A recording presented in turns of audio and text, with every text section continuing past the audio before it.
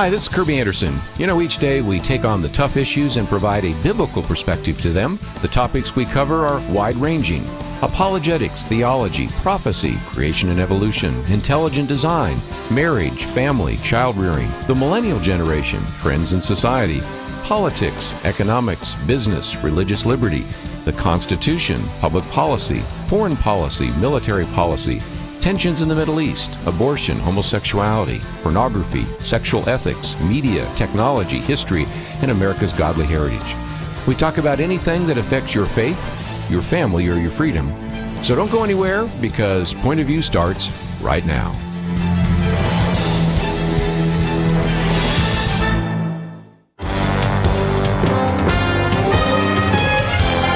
Across America, live. This is Point of View.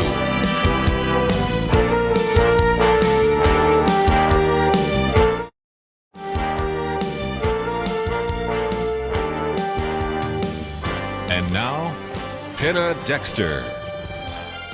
Thank you very much for joining us, ladies and gentlemen, for our Friday weekend edition. I am Penna Dexter, and Kirby's long absence is about to come to an end. I think he will be back in the studio Monday. And Lathan Watts is with me for our Friday weekend edition. Jeremy Dyes will be joining us at the top of the next hour. But we have so much to talk about, Lathan, that I don't know that we necessarily need Jeremy right now, because we have a few things that are on not only our plate, but also the plate of First Liberty.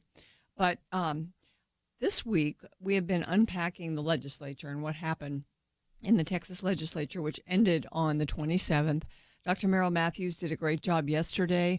I covered some of the issues on Wednesday, and we have one that I brought up just in passing, but I think would be fun to talk about, and that is one of the bills that passed and will be signed by the governor, if it hasn't already been, is a bill protecting lemonade stands in Texas. And, you know, Texas is such a prosperous state, and we are famously friendly to entrepreneurs, but it wasn't extended to the youngest entrepreneurs among us. And so some of these young entrepreneurs now have a bill passed in their honor, HB 234. It's called the Save Our Lemonade Stands Bill. And, you know, it has to do with this whole issue of occupational licensing.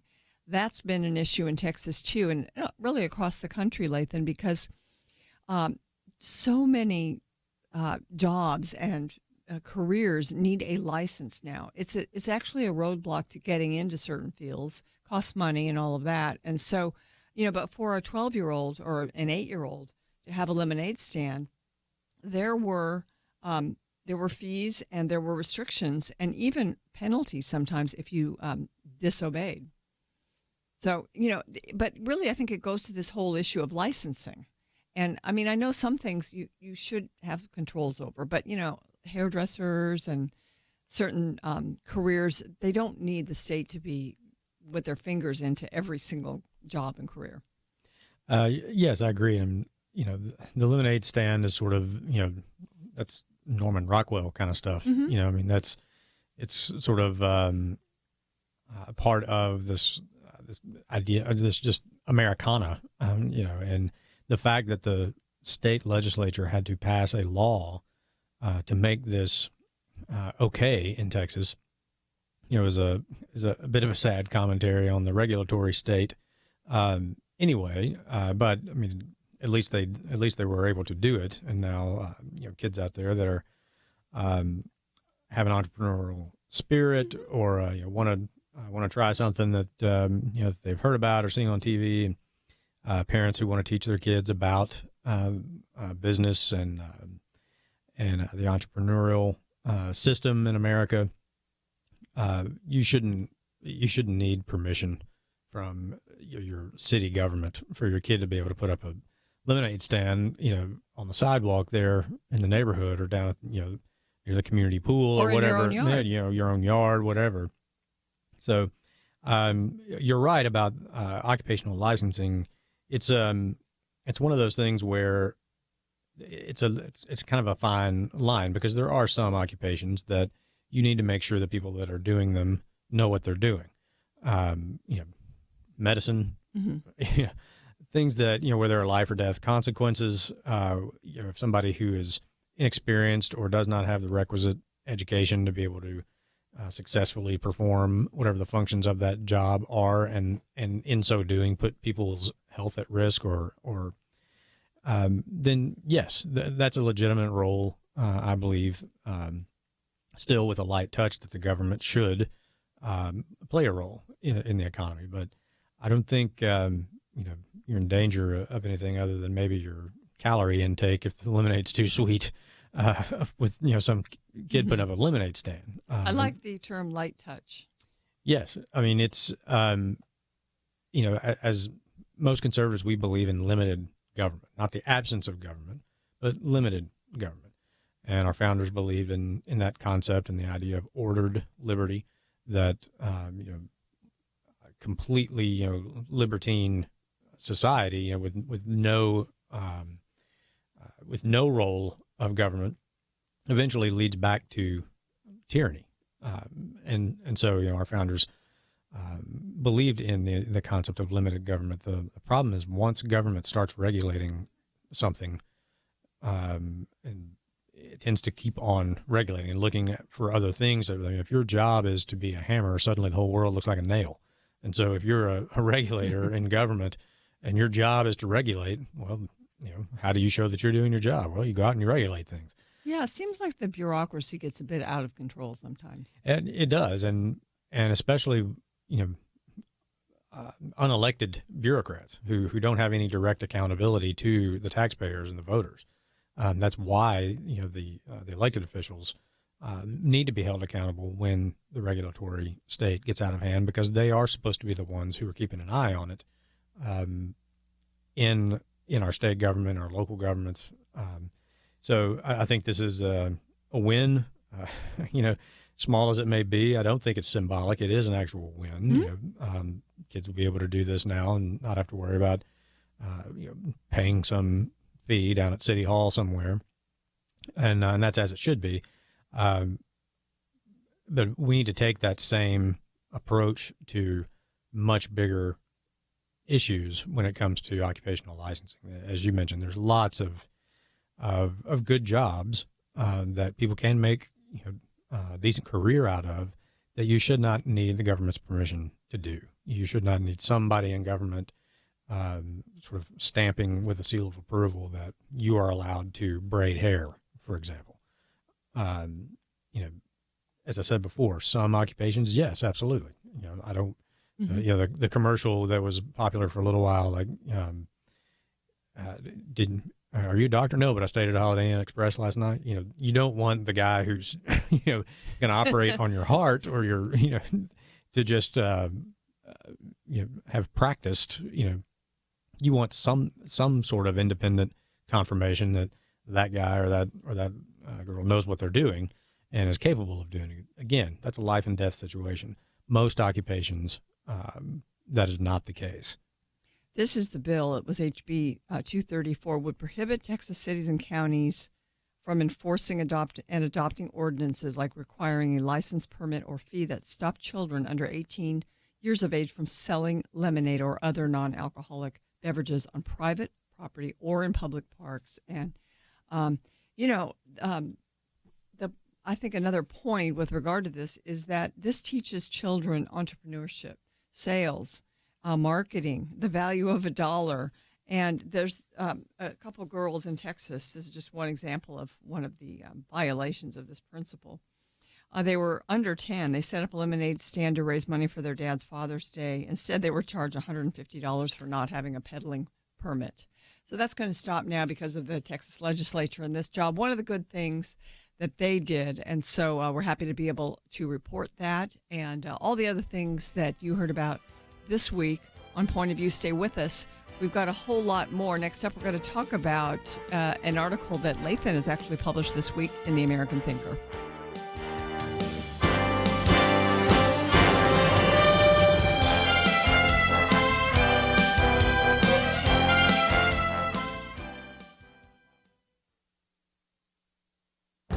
This is Viewpoints with Kirby Anderson. You know, one of the reasons the fertility rate in America has been dropping is due to the rising cost of raising a child. Every few years, the Department of Agriculture recalculates the cost to raise a child in America. In fact, there's a USDA cost of raising a child calculator that you can use to personalize your calculations. One of the biggest factors in the increased cost of raising a child is due to childcare costs. The cost of childcare alone, when adjusted for inflation, has climbed nearly twice as fast as other prices since the recession ended in 2009. On the other hand, the cost for housing has remained fairly constant over the years, and some costs for basic items have actually decreased slightly due to advances in agriculture and technology. One of the biggest variables in cost has to do with where you live in the country and how much you earn. The Department of Agriculture estimates that the average cost of raising a child to age 18 is $245,000. However, high-income families who live in the urban Northeast are projected to spend nearly $455,000 to raise their child. By contrast, low-income rural families will spend approximately $145,000. In other words, you could spend $200,000 more or $100,000 less depending on your geography and income. The above numbers also explain a phenomenon I've written about in the past. The fertility rate in America varies from group to group. Religious people, especially Christians, have more children than secular people. Also, conservative people generally have more children than liberal people. The Bible teaches us that children are a heritage from the Lord. The fruit of the womb is a reward. As Christians, we understand that children are a gift from the Lord and thus worthy of our focus and attention. We understand that they are worth the time, effort, and cost. I'm Kirby Anderson, and that's my point of view. For a free copy of Kirby's booklet, A Biblical View on Anti-Semitism, go to viewpoints.info/antisemitism. Viewpoints.info/antisemitism.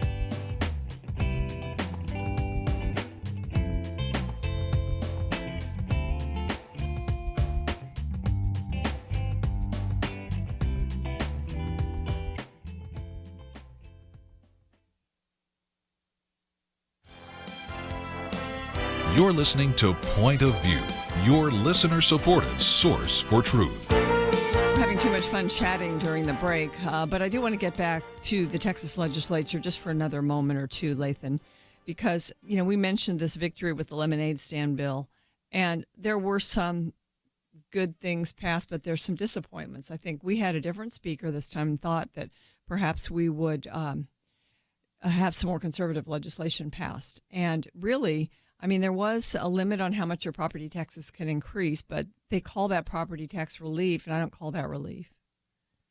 No, you know, anytime that you limit the rate of increase of something, it's still increasing. I mean, we at the federal level and even sometimes at the state level, you know, conservatives make that argument a lot when in past sessions at the federal legislature, the Republicans or conservatives would propose a limit on the rate of increase for the federal budget, and then they would get accused of, you know, cutting money from these vitally important programs. And they were always out saying, we didn't cut anything. It's still going to go up. We're just limiting how much it goes up. And then when it comes to property taxes here in Texas, they're going to turn around and say that that's relief, that they limited how much your taxes can go up. Well, if you know, I guarantee you, you know, as sure as the sun rises in the east, if you say that you can only raise the taxes by 2.5% without an election first, you're going to get a tax increase of 2.5%. So, I mean, there may be other provisions, you know, in there that do actually result in, you know, lower property tax bills. But if that's what you're hanging your hat on for property tax relief, that's pretty thin. Just to say that we limited how much it can go up every year. Another one, because we're going to talk later about the fact that Louisiana this week passed a heartbeat bill, and their Democrat governor signed it.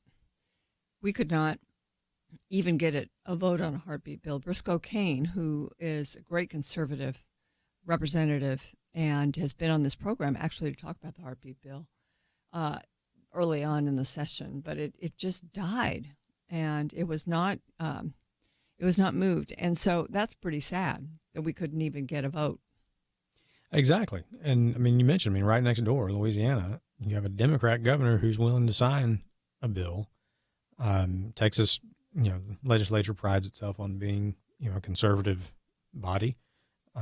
We have Republican control of the House, Republican control of the Senate, Republican governor, Republican lieutenant governor, and they somehow could not get a bill like this through the Texas legislature. It's a little surprising to me, to say the least. Yeah.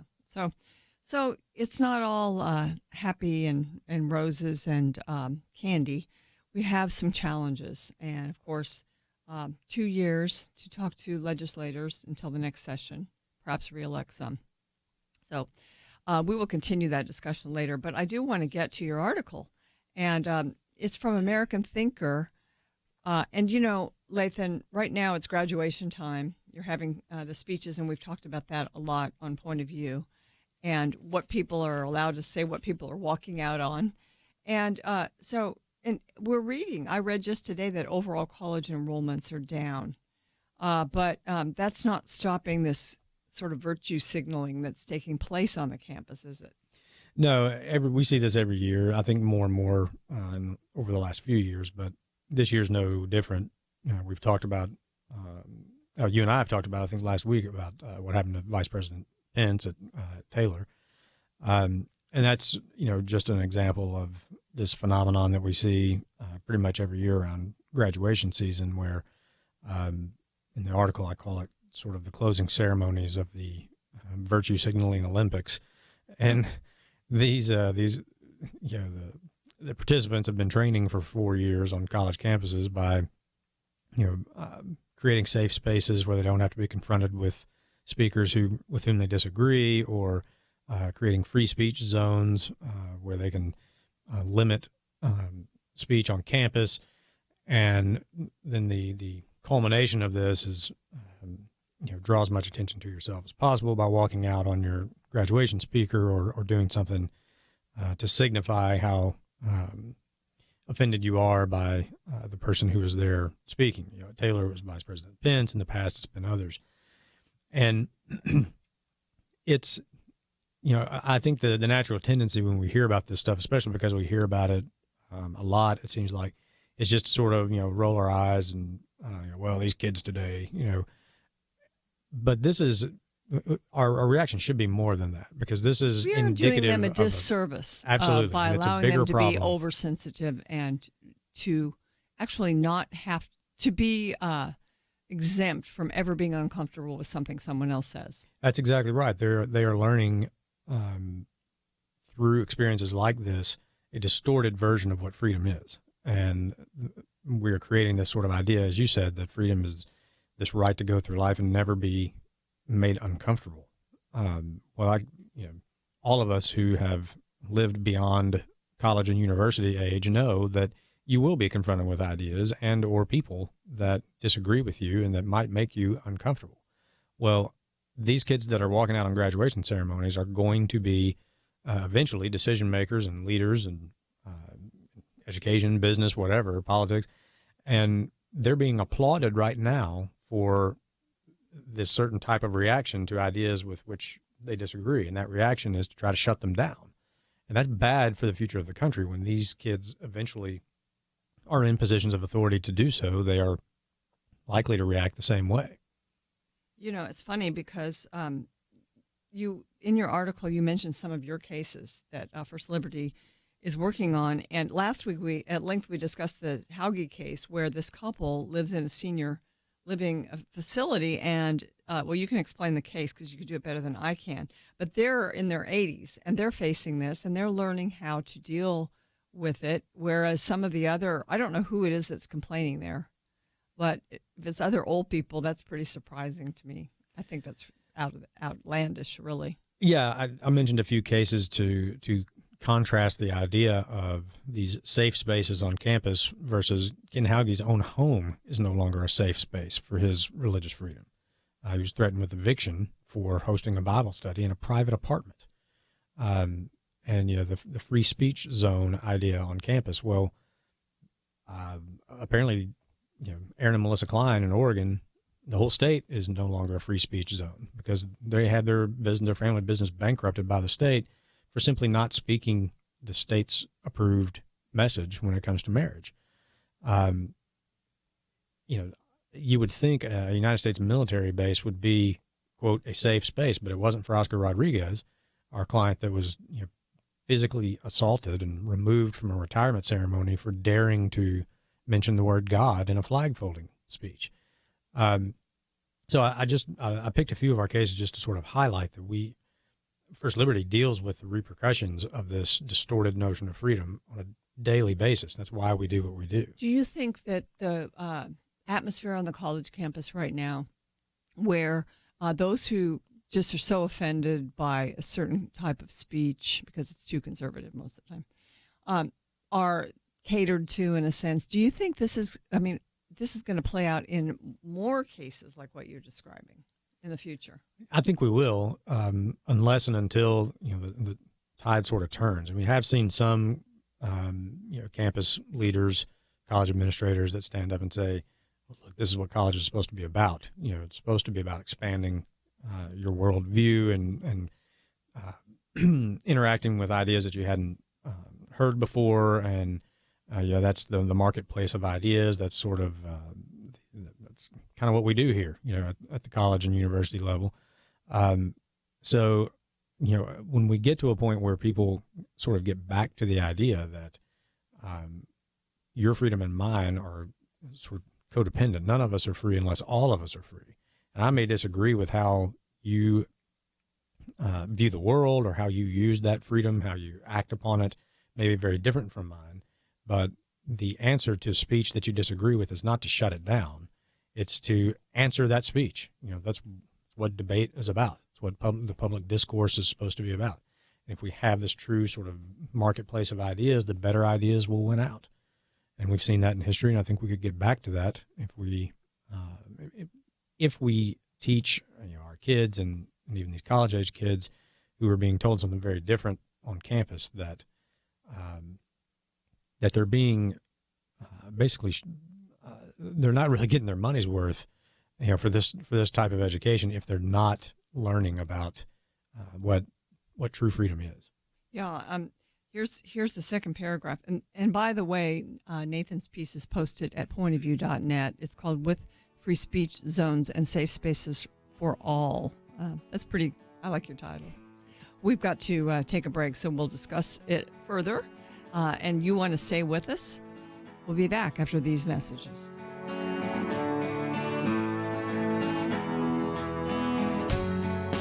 Is religious freedom still a cornerstone of the Republic, or has it effectively been crushed by the forces of tolerance? America needs Christians to be informed and as unified as possible, applying God's wisdom to civic life. Point of View can be a key part of a successful mission. I believe in America. I believe God wants His best for us. We can face whatever the world throws at us as long as we stand together. If you have not signed on, please do it now. Support Point of View Radio today at pointofview.net. Set up your monthly gift by clicking the Truth Team 360 picture and then carefully follow the directions. Pointofview.net. By phone, you can give at 1-800-347-5151. 800-347-5151. Or mail that first donation to Point of View, Box 30, Dallas, Texas 75221. Box 30, Dallas 75221. Or call us 800-347-5151.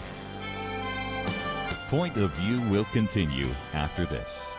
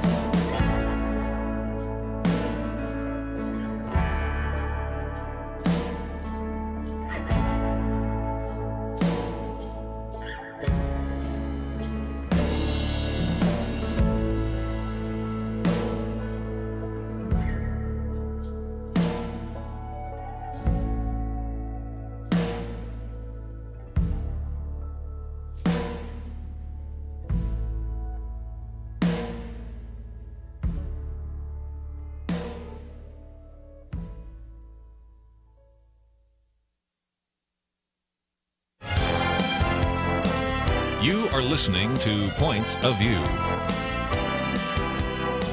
The opinions expressed on Point of View do not necessarily reflect the views of the management or staff of this station. And now, here again, is Penna Dexter. And First Liberty Institute's Lathan Watts is also in studio with me, and I'm reading from his article in the American Thinker that came out actually today, May 31st.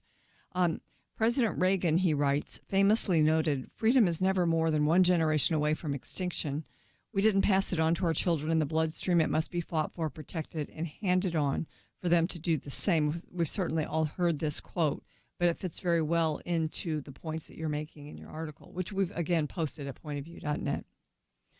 Right, and the reason I use that quote is the paragraph right after that raises the question that these young people right now that you see walking out of graduation ceremonies and huddling in safe spaces to protect their themselves from ideas that they find uncomfortable. These victories like that First Liberty wins for religious liberty and other wins, that Reagan quote says it has to be protected and has to be handed on. Well, if they have such a distorted notion of what freedom is, the freedom that we're defending and preserving, when we hand it on to them, are they even going to want it? Is the real question. If they don't recognize it because it's not what they've been taught or lived, that's why I say it's a bigger problem. That it should, our reaction should be more than just a sigh of lament and an eye roll.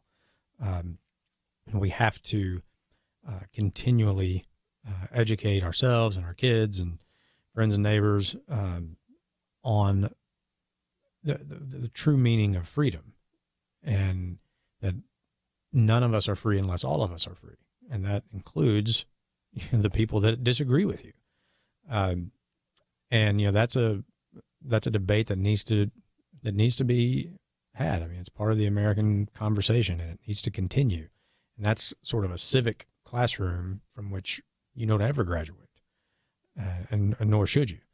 That debate is, and that idea is one of the things that the country was founded on, and will continue to preserve it if we continue to fight for it and hand it on to people who are willing to take it and continue to protect it.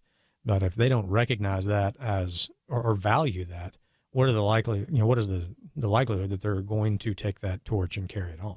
So it's kind of the gist of what I was trying to get at with the article. That our tendency is just to roll our eyes out of these kids today, but it's a bigger problem. Long term, it's a bigger problem. I was reading something that First Liberty sent out. I was reading today, I think it was from one of the interns that you all had last summer. And she was saying that there were some studies that show that this millennial generation actually does care about religious liberty more than we think they do. At least, and I don't know who was actually surveyed in this, but it sounded like it was a pretty general survey. So to ask them a question about it, they say they care about it and we should have it. But do they actually know what it is, what it means? And I think that needs to be, in a sense, taught to them. Certainly. And because in a survey question, if you ask somebody, is religious liberty important? That's a pretty easy yes. You're pretty much going to say yes. Yeah. Right. It's when you get down into where the rubber meets the road of what does that look like? Where do you still support it when someone's religious beliefs conflict with a very deeply held belief of your own? Will you still support their right to live according to what they believe? And that's what we're really doing. That's the work that First Liberty does, is we're protecting everyone's right to live according to what they believe. And that's why even people who aren't of any particular faith should care about religious freedom, because in its essence, it is the right of conscience. For people of faith, that conscience is informed by their faith, their religious tradition. For people who don't have a particular faith, they still have a set of ideas that they believe in, most likely, and would want to live according to them. That may be the things that they were taught by their parents.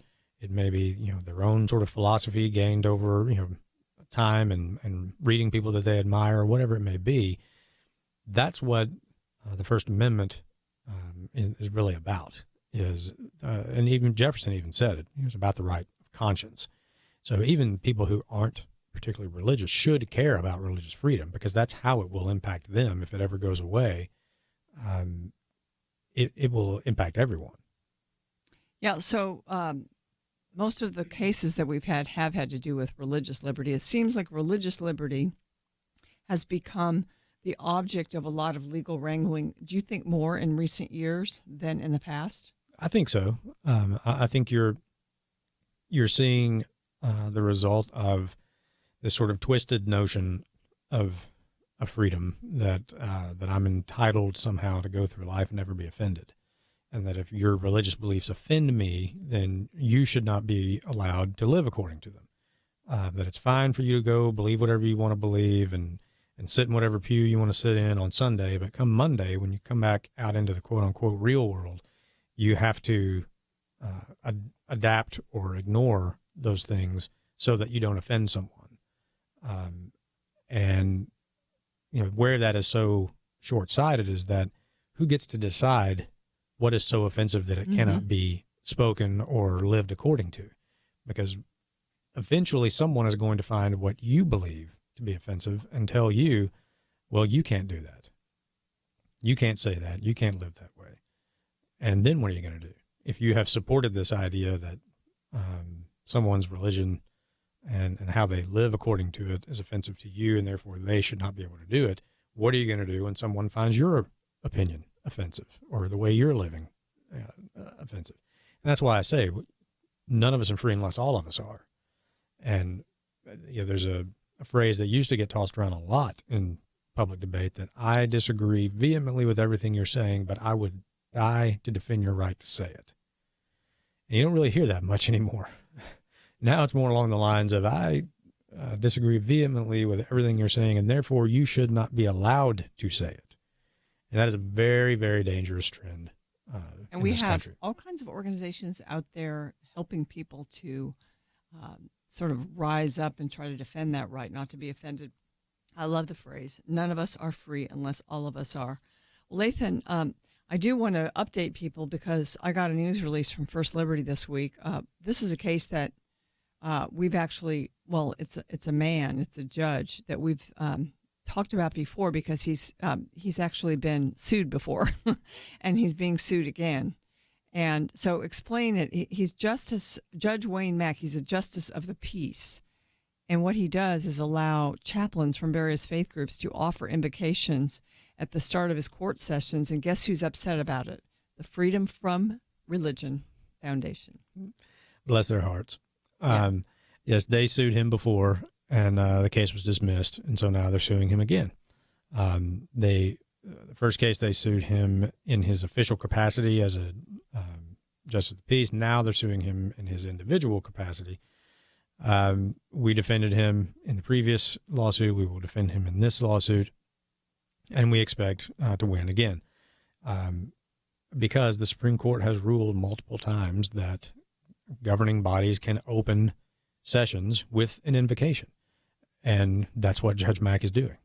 When he's in Montgomery County, Texas, down near Houston, and he also serves as the coroner. So when he took the job, he started asking for volunteers, for people from the faith community to help him when he was out doing his job as coroner, and as a way to honor them for helping him. And they don't have to be exactly like he Oh, thinks. no, it's people from every faith tradition that he can find there in Montgomery County.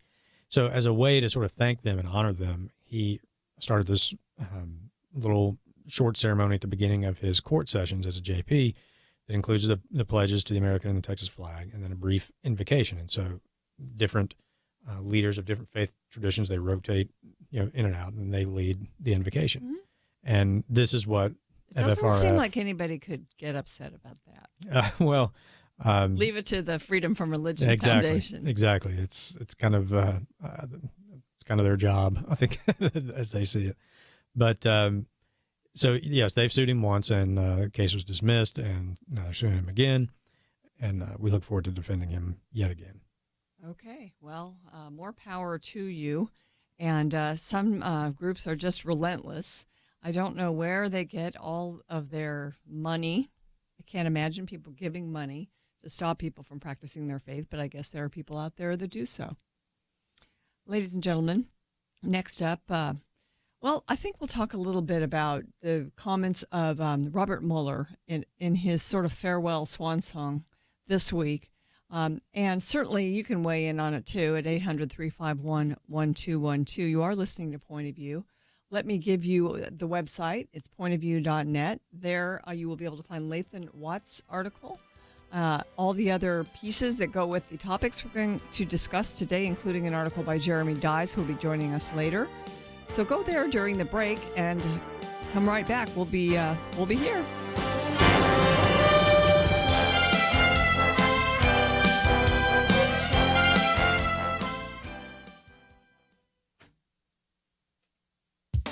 The U.S. Department of Health and Human Services took steps in recent days to correct a troubling injustice initiated by the previous administration. 3 years ago, HHS issued a rule under the Affordable Care Act that redefined sex discrimination to include gender identity. In addition, the rule included pregnancy termination, i.e. abortion, in this non-discrimination clause. The rule was immediately challenged and has been on hold since 2016. In practice, it would have forced doctors to perform gender transition surgeries on patients even if the doctor objects or sees such surgeries as physically and emotionally harmful. The rule would have violated doctors' ability to exercise not only their best medical judgment, but also medical scruples inspired by their faith. What's more, since the rule redefined discrimination on the basis of sex to include the termination of pregnancy, its enforcement would have meant that healthcare providers and insurance companies could not refuse to provide or pay for abortion. Enforcing so-called transgender rights on doctors, schools, and the rest of the country,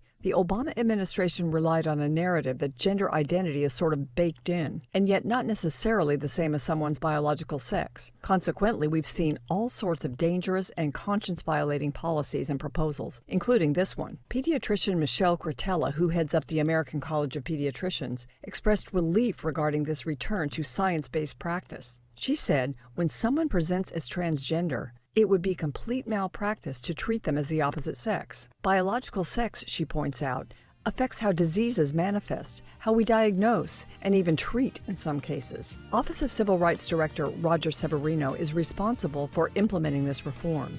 He explains, when Congress prohibited sex discrimination, it did so according to the plain meaning of the term, and we are making our regulations conform. This reform is a return to science, conscience, and common sense.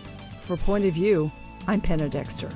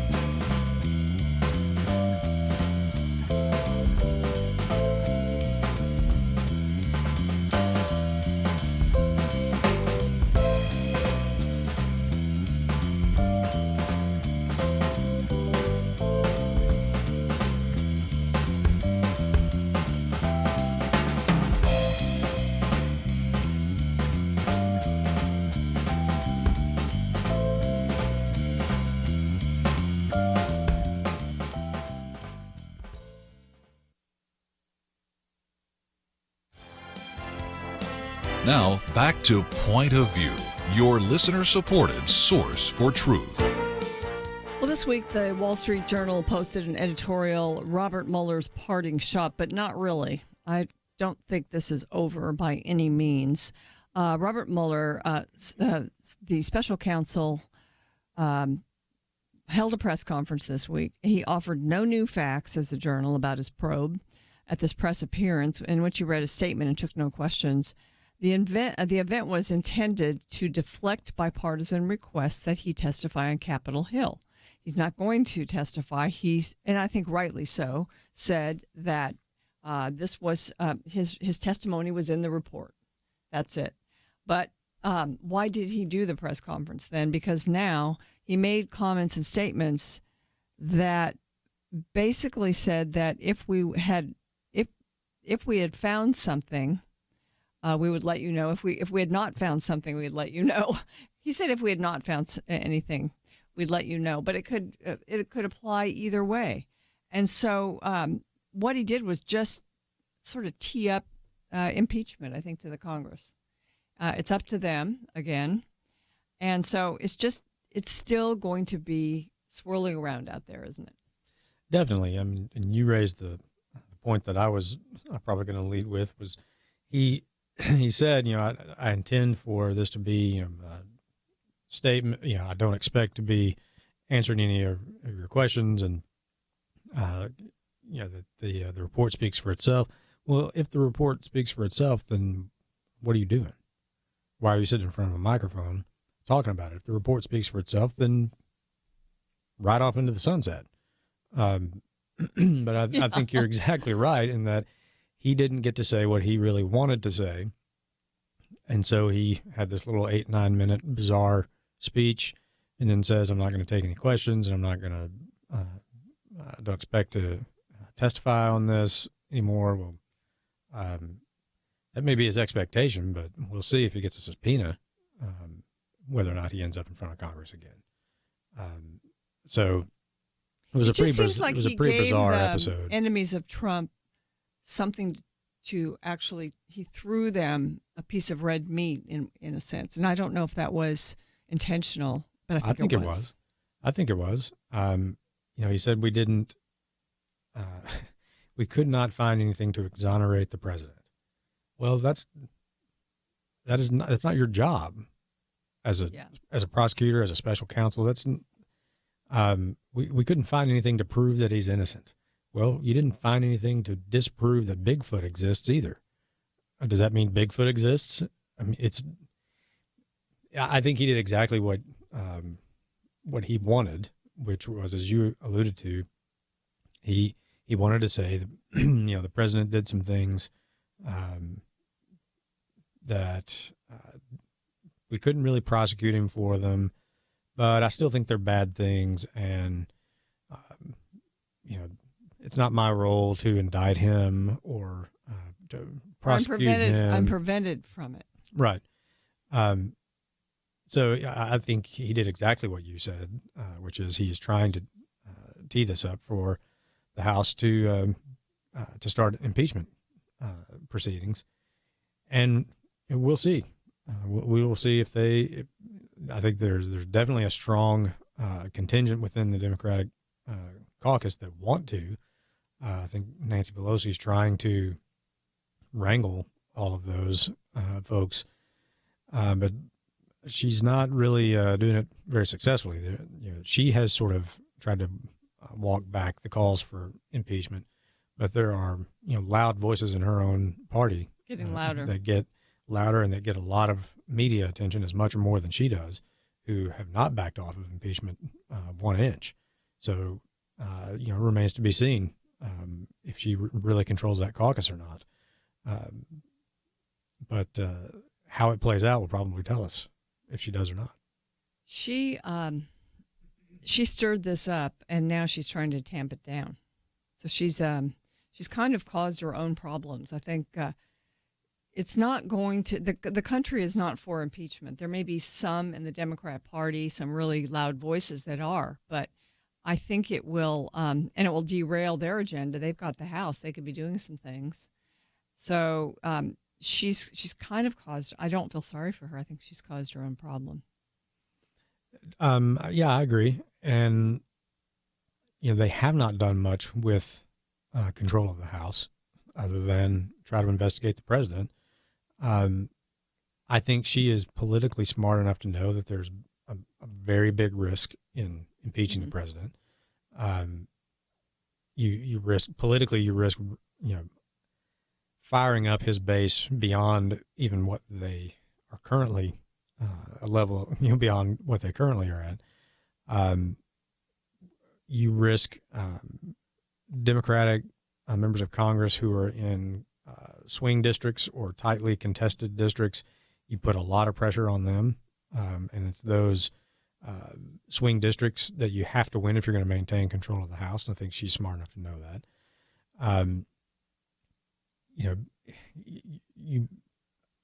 she may not even have the votes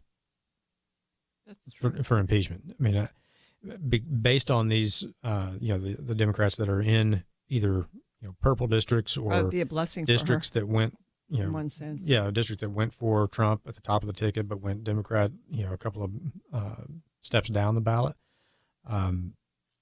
Even if they have the votes, it's going nowhere in the Senate. She knows that.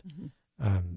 He is not going to be removed by this Congress, and she knows that. So if that's your big play and you play it and it's a bust, well, that's just as likely to demoralize a large section of her voting bloc as much as it will fire up the voting bloc on the other side. The so there's a real political risk to that. And I think she's smart enough to know that, which is, I think, why she's trying to back off of it. But again, as I said, there are loud voices in her party that are not backing off of it. And it's going to be interesting to see how it plays out.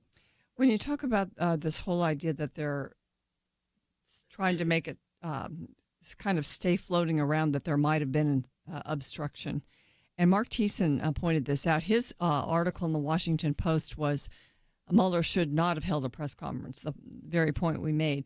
But he says that, if you look at this, the investigation was never obstructed. President Trump nor his people, they cooperated. He was allowed to complete his work with unprecedented cooperation from the Trump administration. That's what Mark Thiessen says. And Mueller's report concluded that Trump was telling the truth all along. He did not conspire with Russia in its assault on our democracy. That's what it was supposed to be about. Case closed. But, I do want to mention that Franklin Graham has called for prayer for the president on Sunday. And I'm not sure how this is going to play out, but 250 leaders have joined him, calling on people to set aside time in earnest prayer on June 2nd, which is Sunday, for President Trump. And Tony Perkins talked to Franklin Graham about this.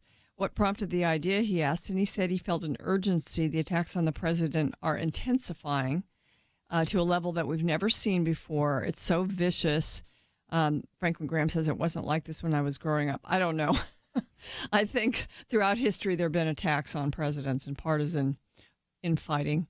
But I do pray for this president because it seems like every day he's under attack for things that don't really have anything to do with policy. They have to do with actions and who he is. And it's just, you have to put on blinders and armor.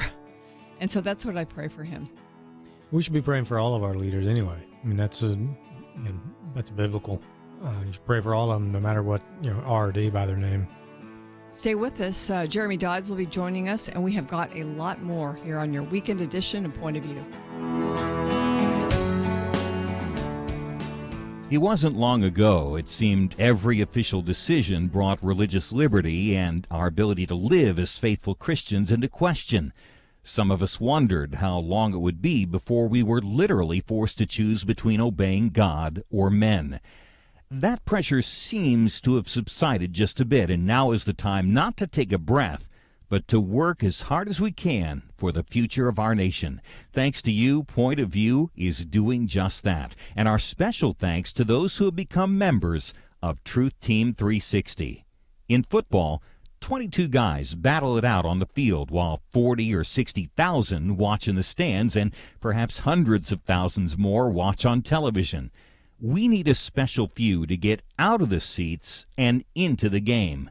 Join today by calling 1-800-347-5151 and ask to join the Truth Team, or visit us online at pointofview.net/team.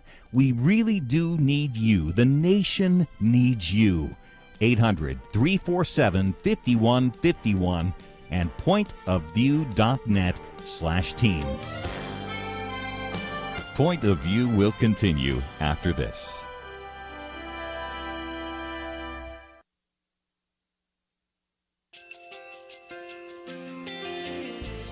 I just want to thank you so much for all the wonderful programming you have.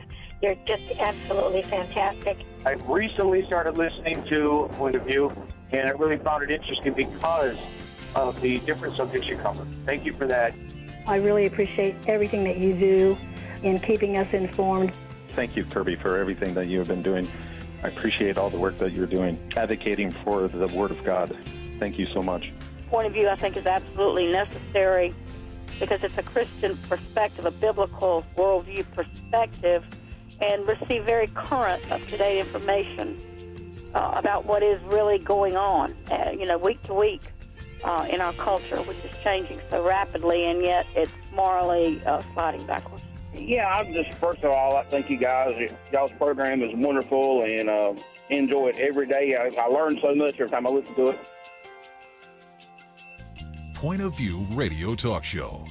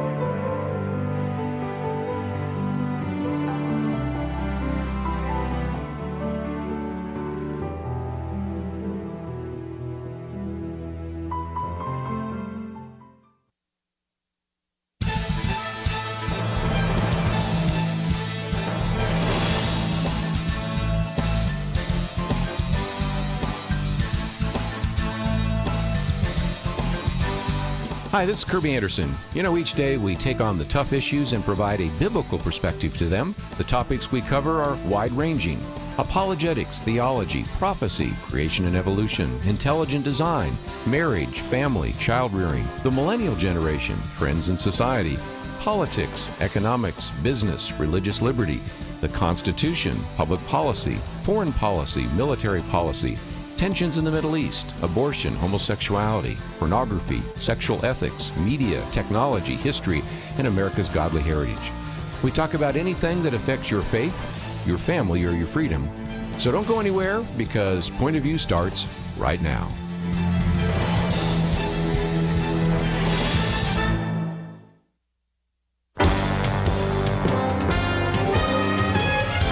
Across America, live. This is Point of View.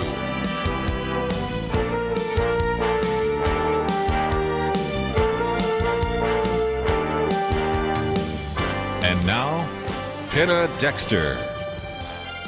Thank you very much for joining me for Point of View. This is our Friday weekend edition, and Kirby's been away for a couple of weeks. He'll be back in the studio on Monday, and we've had a lot of fun actually filling in for him. Buddy Matthews and Nick Pitts have done some extra days, as have I, and it's been enjoyable. And today I'm looking forward to, because I have two distinguished gentlemen in studio with me. Lathan Watts is Director of Communications for First Liberty Institute. And Lathan, I'm glad you're here. Thanks for having me again. And Jeremy Dice, Senior Counsel at First Liberty. And I know that you've been in D.C. this week. Tell us about it. Well, it's still there. And it's still swampy. Good. I think it's good. Mostly good, yeah. It's still there, and they're still making laws that they shouldn't be making, perhaps, and having discussions that they ought not to be having. But my role there was to talk a little bit more about the Bladensburg Memorial case that we're working on, and we're waiting really kind of any day now for the Supreme Court to issue a decision on that case that they heard back the last day of February, as a matter of fact. That's the memorial case that has to do with the Bladensburg World War I Veterans Memorial, and that's been there since 1925 in the shape of a cross, just like the gravestones of the men that they were buried under in Europe in World War I. And some atheists want to have it torn down because, in the words of one activist, he says that this is like a gang symbol for Christianity that has no business being on public property. So we're there defending, I guess, a gang symbol now up in the Supreme Court. Well, we think it would be very sad if it was torn down, but there's even more at stake than that, and that is just how religious or First Amendment law is decided in a sense. And so there could be some big repercussions from this case. Consequently, I have a feeling, and correct me if I'm wrong, I think it'll be more like the end of June before we hear the ruling. What do you guys think? Probably. That's my guess, but it could come. There are several dates in June that it could come down, and the more controversial ones or the more high-profile ones like this one is usually come out the last week of June, so it would not surprise me that that's when it comes out.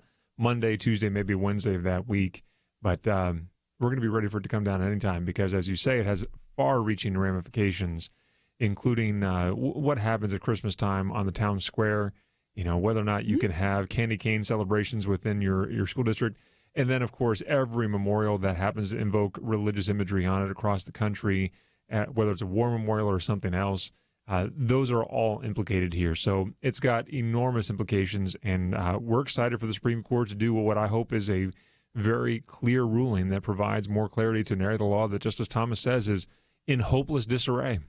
Well, speaking of memorial, Lathan, it's Memorial Day. We've been celebrating it, and this dates me, but it used to actually be Memorial Day on the 31st, no matter what day of the week it was. So today was a traditional Memorial Day, but there is your organization, First Liberty Institute, has a whole division to handle now military issues, and it was instituted a few years ago.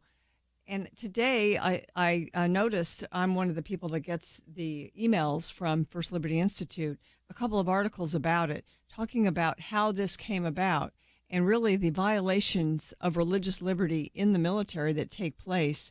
And I was just amazed to look at the cases. There are big cases where people's rights have been defended. For instance, Philip Monk, for instance, Chaplain Motter, for instance, Colonel Leland Bohannon and Chaplain Scott Squires. And you don't have to describe all these cases, but I think maybe just tell us about one of them and how because you've got now Mike Berry there, who was a JAG attorney, and you've been able to build this section of First Liberty that's been very important, hasn't it? It absolutely has. And I'm glad you mentioned, yes, it's headed up by Mike Berry, soon to be Lieutenant Colonel Mike Berry. So simplify, Mike, if you're listening.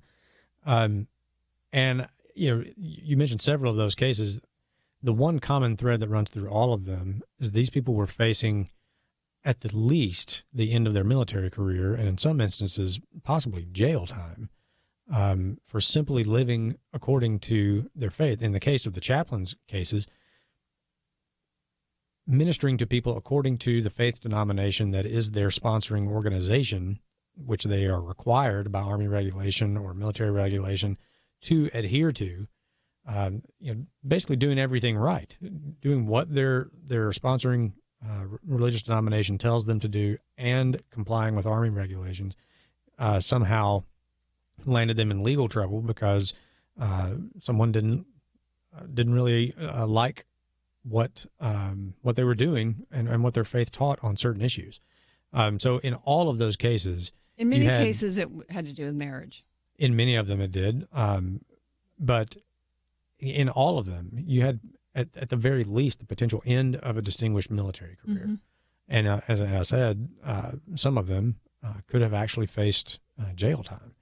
And these are the cases, even though our division is headed up by Mike, that these were the cases when I heard about these cases. These were the ones that really stood out to me. That was really a big part of why I wanted to work for First Liberty.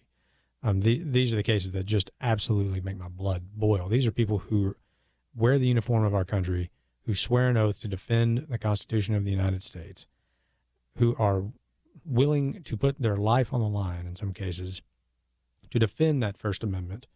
And they are having that very same First Amendment right denied them, and frankly, as I said before and a couple of times now, facing the end of their career or even jail time for simply living according to that document and according to their faith and according to in compliance with military regulations. It's just absolutely outrageous that we should even have to have this division, but thankfully we do, and we're very successful. Mm-hmm. And if people out there listening who have family members in the military, I hope that they will definitely follow those cases. And if something like that is happening to you, it's very easy to get in touch with First Liberty. It's right at the top of the webpage at firstliberty.org.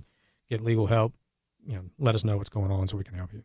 It really goes to the chaplain corps, and why do we have one if it can't be spoken? If religious beliefs cannot be spoken of or advocated. And also just the faith of people that are in the military, because a lot of people join the military are motivated because of their faith, or they rely on their faith. I mean, it's a dangerous occupation. So I think if we don't protect religious freedom in the military, we actually see a change in the whole sort of character of the military and perhaps fewer people joining. Yeah, well, the military is a microcosm of the country at large, and they're just all concentrated into doing one thing and one thing well, which is winning America's wars and protecting us from our enemies, both foreign and domestic. Kind of an important thing. Very important here. But they give up a lot of things in order to serve in the military. Religious liberty ought never to be one of them. In fact, it's not one of the ones that they're supposed to give up when they go through basic training. They retain that. But the problem that we're seeing right now is that the broader discussions we're having in the public about this, quote, separation of church and state, as so many want to lampoon it to be, is infiltrating into the military itself, and they're exerting more and more censorship over those who just simply want to be left alone to practice their faith according to the tradition that has been spoken of for, in some cases, millennia. And that's becoming more and more difficult in a military that is less worried about fighting America's wars than making sure we're signaling the right virtues to the rest of the world around us. Ladies and gentlemen, stay with us. We're going to come back to a follow-up on the whole Chick-fil-A story, and you won't want to miss it, so stay with us.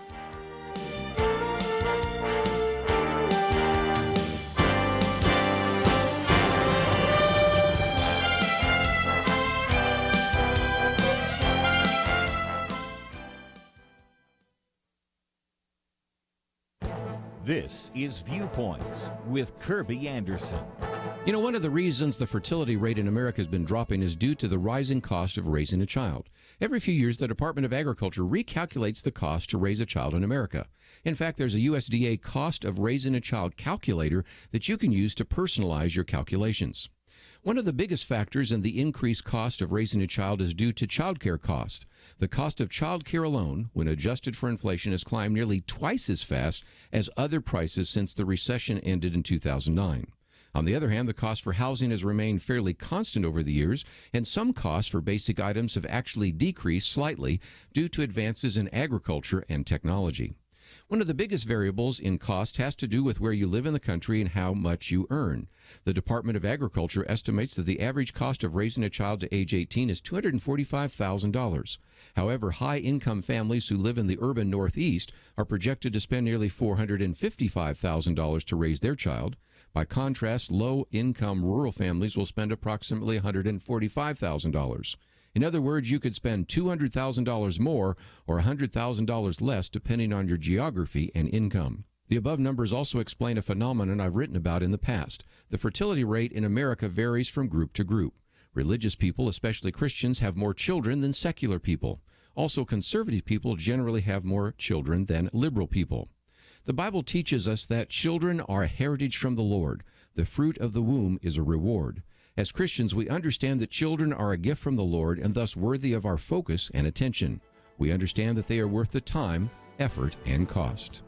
I'm Kirby Anderson, and that's my point of view.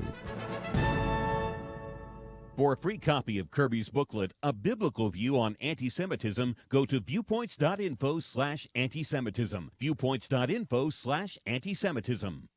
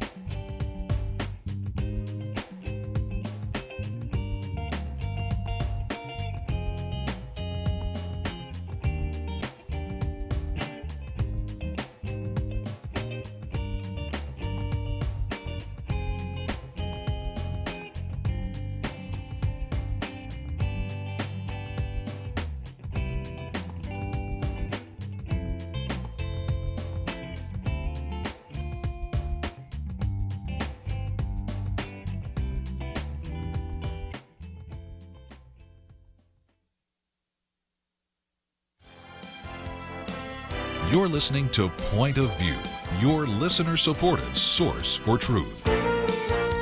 Welcome back to Point of View. I'm Penna Dexter. Jeremy Dyes and Lathan Watts are in studio with me. And, speaking of religious liberty in the military, there's been a development with regard to the challenge of allowing Bibles on POW MIA remembrance tables that the Veterans Administration displays.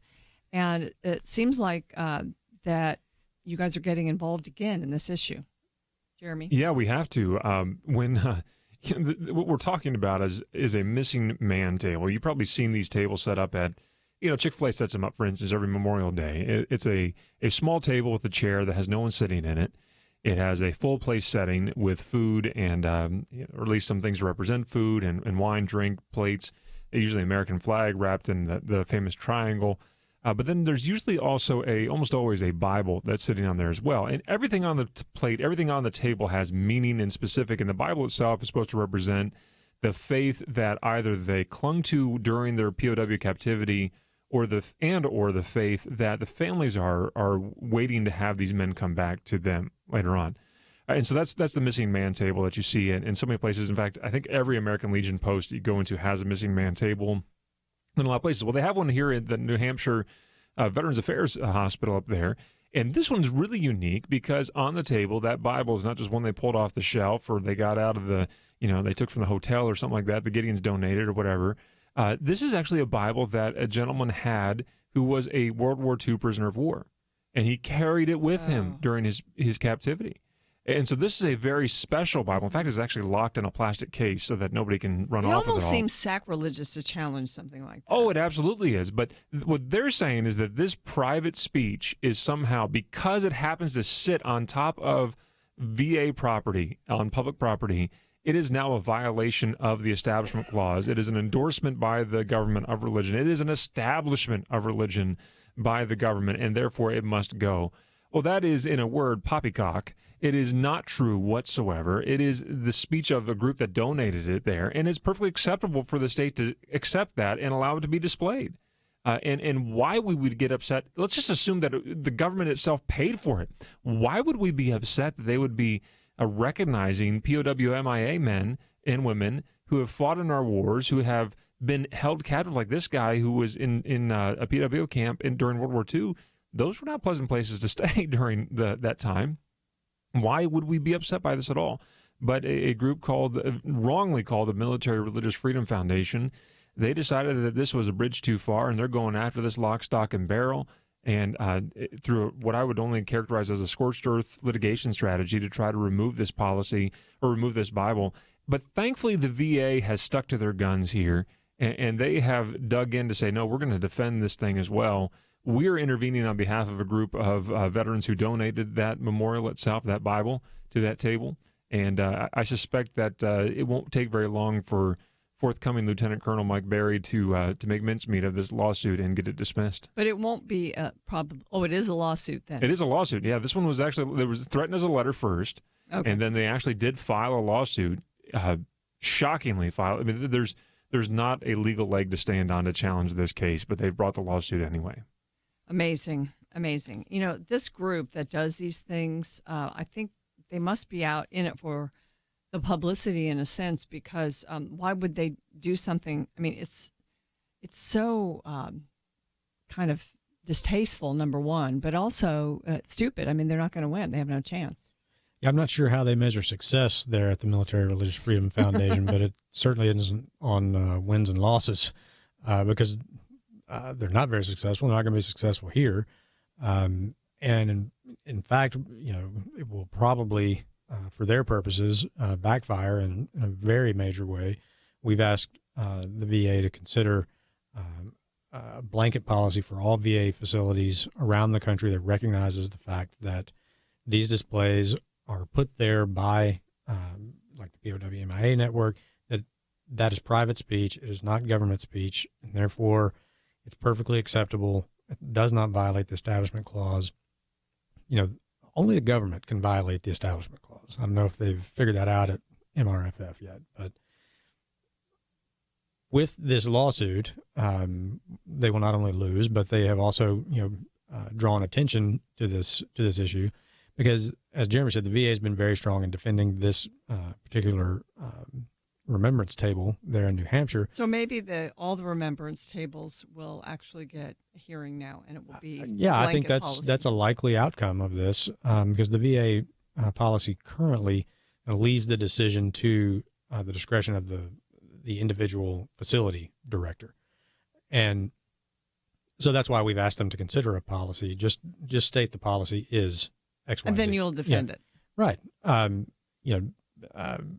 And it's honestly, it would be wise for the VA to do that, because if it's at the discretion of each individual director, you are opening yourselves to these folks at MRFF to just keep going to individual facilities all over the country over and over and over again, just on the off chance that they might get one that hasn't heard what's going on and gets this letter and panics and does what they want. Yeah, what it basically allows is the VA to fight one battle instead of 200. Yeah. Right, so let's create this as the policy that the VA follows, and if they want to take a shot at that one, then we'll have it declared right or wrong in court, and then we'll abide by that decision. Now, the policy, I think, will be very quickly upheld by the courts, because it's obvious that it's perfectly permissible to have these types of displays out there, and if they were to invalidate that one, they'd have to invalidate all kinds of things like it. But, again, just going back to the absurdity of it, if you hear stories like this and your natural reaction is, well, that's just ridiculous, that's the right reaction. That ought to be the right reaction to it all. I mean, it's along the same vein as a couple weeks ago we saw another group complained that students were saying "God bless America" over the loudspeaker after they announced the morning announcements of Pledge of Allegiance, which has the words "under God" in it right before that. And the school district caved on that. I mean, goodness sakes, this is ridiculous. If you get a letter that says you can't say "God bless America" over the loudspeaker or have a Bible set on a remembrance table for POW/MIA folks, it is ridiculous. It's not bound in any type of reality. Just ignore it. My goodness, you're not.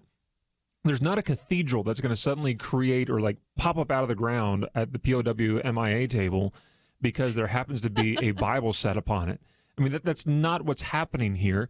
It's not coercing anyone in any kind of belief or behavior. The Establishment Clause is simply just not implicated whatsoever. You may be offended by its presence, but the Constitution was not designed to protect you from being offended. It was designed to protect the government from telling you how to worship and how to believe so that you can be free to do so before the God that you have to serve. Well, we can go back to Lathan's article in the American Thinker about the possibility of being offended, and perhaps you have to just live with it. But last Friday, two of you were in here, and just near the end of the show, you got some information about, apparently after it came to light that the San Antonio, Texas airport was not allowing Chick-fil-A into the airport simply because Chick-fil-A's, I guess, management had given money to those dastardly groups like the Salvation Army. Ooh, let's be scared about that. Fellowship of Christian Athletes. Fellowship of Christian Athletes, that's right. So if you've ever given to FCA or Salvation Army, if you've tossed your change in that coin box that they have at Christmas time, apparently you're disqualified now from doing any business with the city of San Antonio.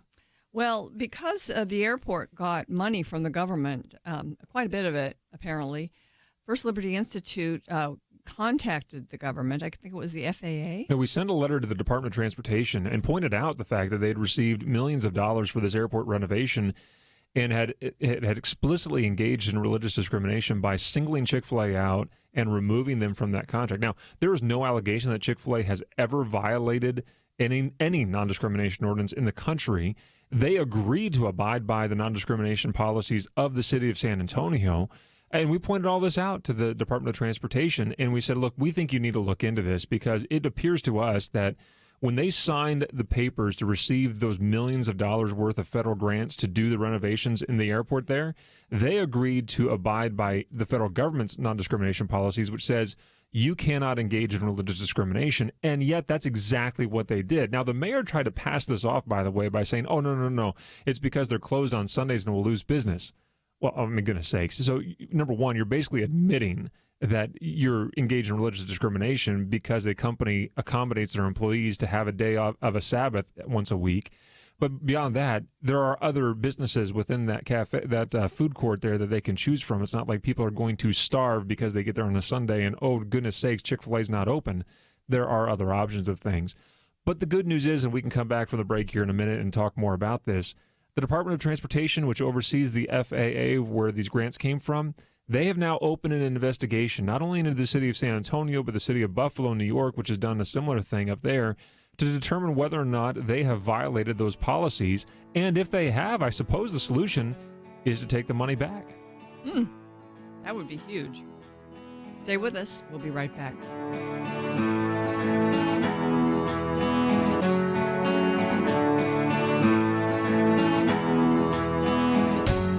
So you sit down and do your budget, and you look at all your monthly costs and your bills and your income, and it seems like there's never quite enough. You know what would really help? Finding $500 a month to help balance things out. That is the typical savings, $500 a month for a family when you switch to MediShare for your health care. And when it comes to healthcare sharing ministries, MediShare is really the gold standard. It's been around for 25 years and has more than 400,000 members. It's been around so long and grown so much because it works. And whether you're single or married or have kids, this could make sitting down to do a monthly budget a lot more fun. $500 a month can more than cover a car payment or pay back loans, whatever. So join MediShare and go out to dinner to celebrate. Here's the number to call. They are incredibly kind and helpful to talk to. 855-90-BIBLE. That's 855-90-BIBLE. 855-90-BIBLE. Bible. Tired of fake news? Support truth. Join Point of View's Truth Team and bring healing to America. Go to pointofview.net/team, pointofview.net/team, or 800-347-5151. Point of View will continue after this.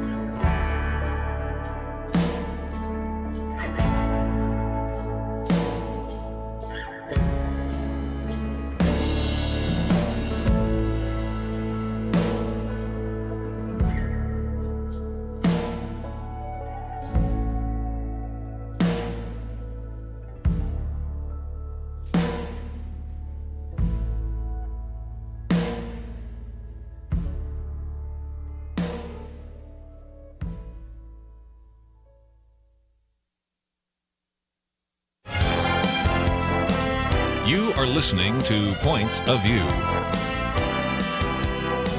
The opinions expressed on Point of View do not necessarily reflect the views of the management or staff of this station. And now, here again, is Penna Dexter. And Jeremy Dyes and Lathan Watts. So San Antonio City Council actually passed a motion. This is back in March. And they excluded Chick-fil-A from an agreement with for concessions for the San Antonio airport. And Councilman Roberto Trevino, who initially made the motion against Chick-fil-A, claimed the fast food restaurant expressed anti-LGBTQ behavior, and that the ban reaffirmed that San Antonio is a champion of equality and inclusion. And the three organizations. Sorry, I can't make it through that statement. I can't They're either, champions obviously. of equality and inclusion. So we're going to pronounce them to be unequal and exclude them from our airport. To prove how inclusive we are. Exactly. I mean, you've got to laugh at these kind of stories. And frankly, you've got to bring them to the attention of the people who say them and say, do you understand how stupid you sound right now? There is no universe in which that logic makes any sense whatsoever. So you at First Liberty, Jeremy, sent a letter, I guess, to the Department of Transportation because of the money that had been given for the redevelopment of the airport. And following that, the Attorney General of Texas did the same. The Buffalo Niagara International Airport also canceled plans to open Chick-fil-A a few days after San Antonio did, so that's an issue. So now, probably because of your letter to the Department of Transportation, the FAA is actually taking action. And good for them. I mean, look, what a curative effect this is going to have by just simply opening the investigation and saying, maybe you've done something here and let's take a good look at it all. Because here's what's going to happen. I've not had to go through federal investigations, but I know people who have. And anytime the federal government comes in to do an inspection on your facilities of any kind, it's a nerve-wracking day because they don't have to just look at the one thing. They can look at anything that touches upon the federal dollar. Sounds like the Mueller report. Exactly. And so what they might be able to find in this situation is, well, yeah, you did this over here, and that was only $2 million or whatever, so we're going to take that back. But by the way, it seems that you're out of compliance on X, Y, and Z, and so you're going to have this fine, that fine, and this federal grant is no longer, you're eligible for that anymore at all. And so what this is doing is sending a message around the country that says, look, you're going to abide by these non-discrimination ordinances. We mean them, and the president means them entirely. And if you want to engage in discrimination, that's fine so long as your taxpayers, your cities there, your voters will agree to that and abide by it and not vote you out of office for the unequal, intolerant individuals that you may be. But you're not going to be subsidized by federal taxpayers for doing so. In other words, us up here in Dallas or you in Jasper, Georgia, you should not be paying your federal taxes to subsidize the bigotry that's on display in San Antonio. And sadly, it's coming out of the state of Texas. But I assure you, most of the state of Texas, this kind of thing is not going to happen. It just so happens that some of the bigger cities like this have the same kind of problems your neck of the woods has as well, where they think in order to signal the right virtues to the right populations in this country, they've got to undertake silly things like this by waging a culture war against a chicken sandwich producer. It's as absurd as you think it is right now, and it ought to be absurd in the minds of everyone who hears it. But at the same time, don't forget the city of San Antonio has received millions and millions of dollars and agreed to abide by non-discrimination laws that say you won't discriminate on the basis of religion. They did that very thing. They announced that they were doing that very thing. They said because of the religious charitable giving of the Cathy family that owns Chick-fil-A, therefore we are removing them from this situation. You are disqualified basically because of your charitable giving, your religious charitable giving, and you're no longer welcome in the city of San Antonio, and they kicked them out. If they can do that to San Antonio, any one of you that hold the same beliefs that the Cathy family has, you too can be removed from doing business in polite society in the city of San Antonio. That's why this investigation is so stinking important. It's high profile, Lathan, so perhaps this could be a deterrent to other airports. I hope so. Yeah, absolutely. The fact that the FAA has taken it seriously enough to investigate it hopefully does send a strong message to cities around the country that may have been considering virtue signaling measure like San Antonio's and like Buffalo's, that perhaps they will think twice about it now because they don't want the headache that comes with that. We'll see. It's kind of my typical response to this sort of thing. We shall see. I hope that it is. It's amazing how long you sometimes have to wait for these things. Well, speaking of federal dollars going to institutions, I have posted an article at pointofview.net that Jeremy wrote about Yale University, Yale Law School. And a few weeks ago, I did a commentary on discrimination at Yale because Ted Cruz was opening an investigation into the law school.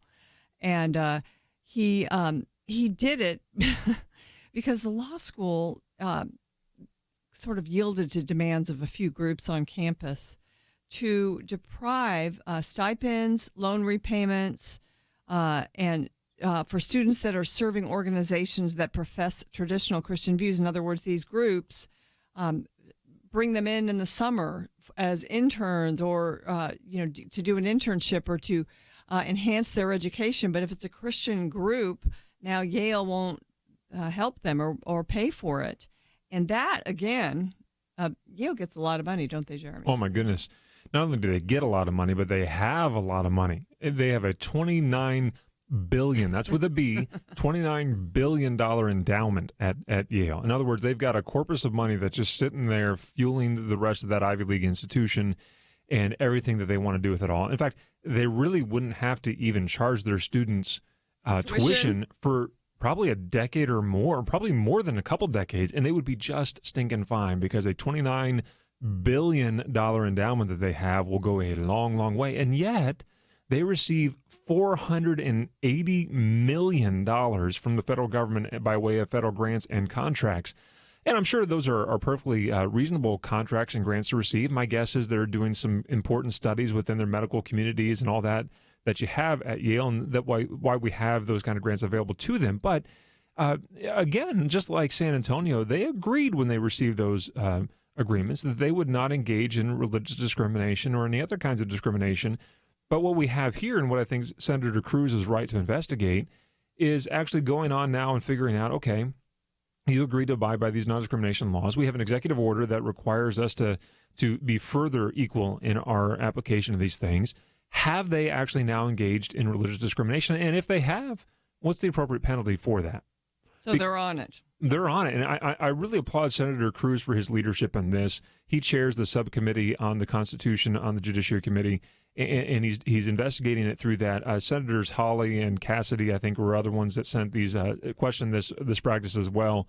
But Senator Cruz has taken the step of actually doing the investigation, and good for him for doing so, because it's another one of these things where if you happen to run your business according to your faith and dare to try to associate really with anybody that the left or the progressives do not approve of, then you have to be ostracized. You have to be mocked. You have to have funds removed. You have to be kicked out of airports to run your business, things like that. And so I think it's very, very important that where in those positions you can, like Senator Cruz is, to say, wait a minute, you made you agreed to these non-discrimination clauses, but now you're engaged in discrimination. It's good to turn the tables on this and remind people, even while you're trying to be champions of equality and tolerance, you're creating inequality and intolerance in the process. And we're not going to stand this anymore. It's absurd to continue to mock and berate and hold in very low esteem people because they just simply have a religious belief for what they do. So this was precipitated, at least this was one of the big, I think, sort of catalysts for Senator Cruz, because back in February, campus protesters, they were kind of upset that the Federalist Society at Yale brought in... the Alliance Defending Freedom. Yeah. And right. And the actual attorney, Kristen Waggoner, that argued the Phillips case, the Masterpiece Bakery case at the along Supreme with a number Court. of other cases at the Supreme Court. Again, it's if you can be a professional in your field, you can be the people who argue before the Supreme Court of the United States have a certain amount of professionalism and a career that says I have the authority to speak here, if you will. And they've done that 7-8 times in the last 4 or 5 years. Those students ought to be sitting there listening to figure out, okay, how can I become a better advocate like her? I may disagree with her worldview and her ideology, but how can I become an advocate like her? Instead, they organized this sort of snowflakey protest about, the fact that any of their colleagues in that class would dare to intern during the summertime with ADF or any other organization that happens to be operated from a faith-based perspective that says we're only going to hire individuals that agree with our religious beliefs. That's okay. We're supposed to be tolerant of that. Mm-hmm. And yet this intolerance and this bigotry that's on display needs now to be investigated, and I think it's perfectly right and appropriate for Senator Cruz and his staff to be able to go do that. We're going to open up the phones, 800-351-1212. We're taking your calls here on Point of View. We'll be back.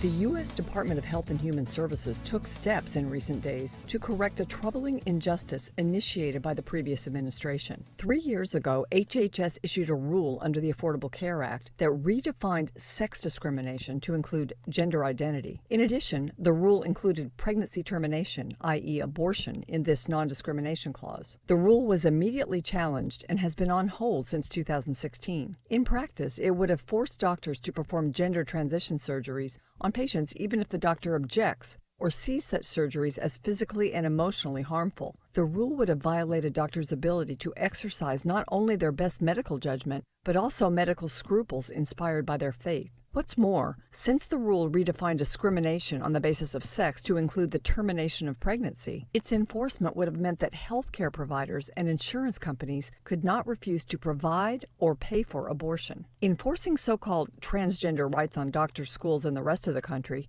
the Obama administration relied on a narrative that gender identity is sort of baked in, and yet not necessarily the same as someone's biological sex. Consequently, we've seen all sorts of dangerous and conscience-violating policies and proposals, including this one. Pediatrician Michelle Cretella, who heads up the American College of Pediatricians, expressed relief regarding this return to science-based practice. She said, when someone presents as transgender, it would be complete malpractice to treat them as the opposite sex. Biological sex, she points out, affects how diseases manifest, how we diagnose, and even treat in some cases. Office of Civil Rights Director Roger Severino is responsible for implementing this reform. He explains, when Congress prohibited sex discrimination, it did so according to the plain meaning of the term, and we are making our regulations conform. This reform is a return to science, conscience, and common sense.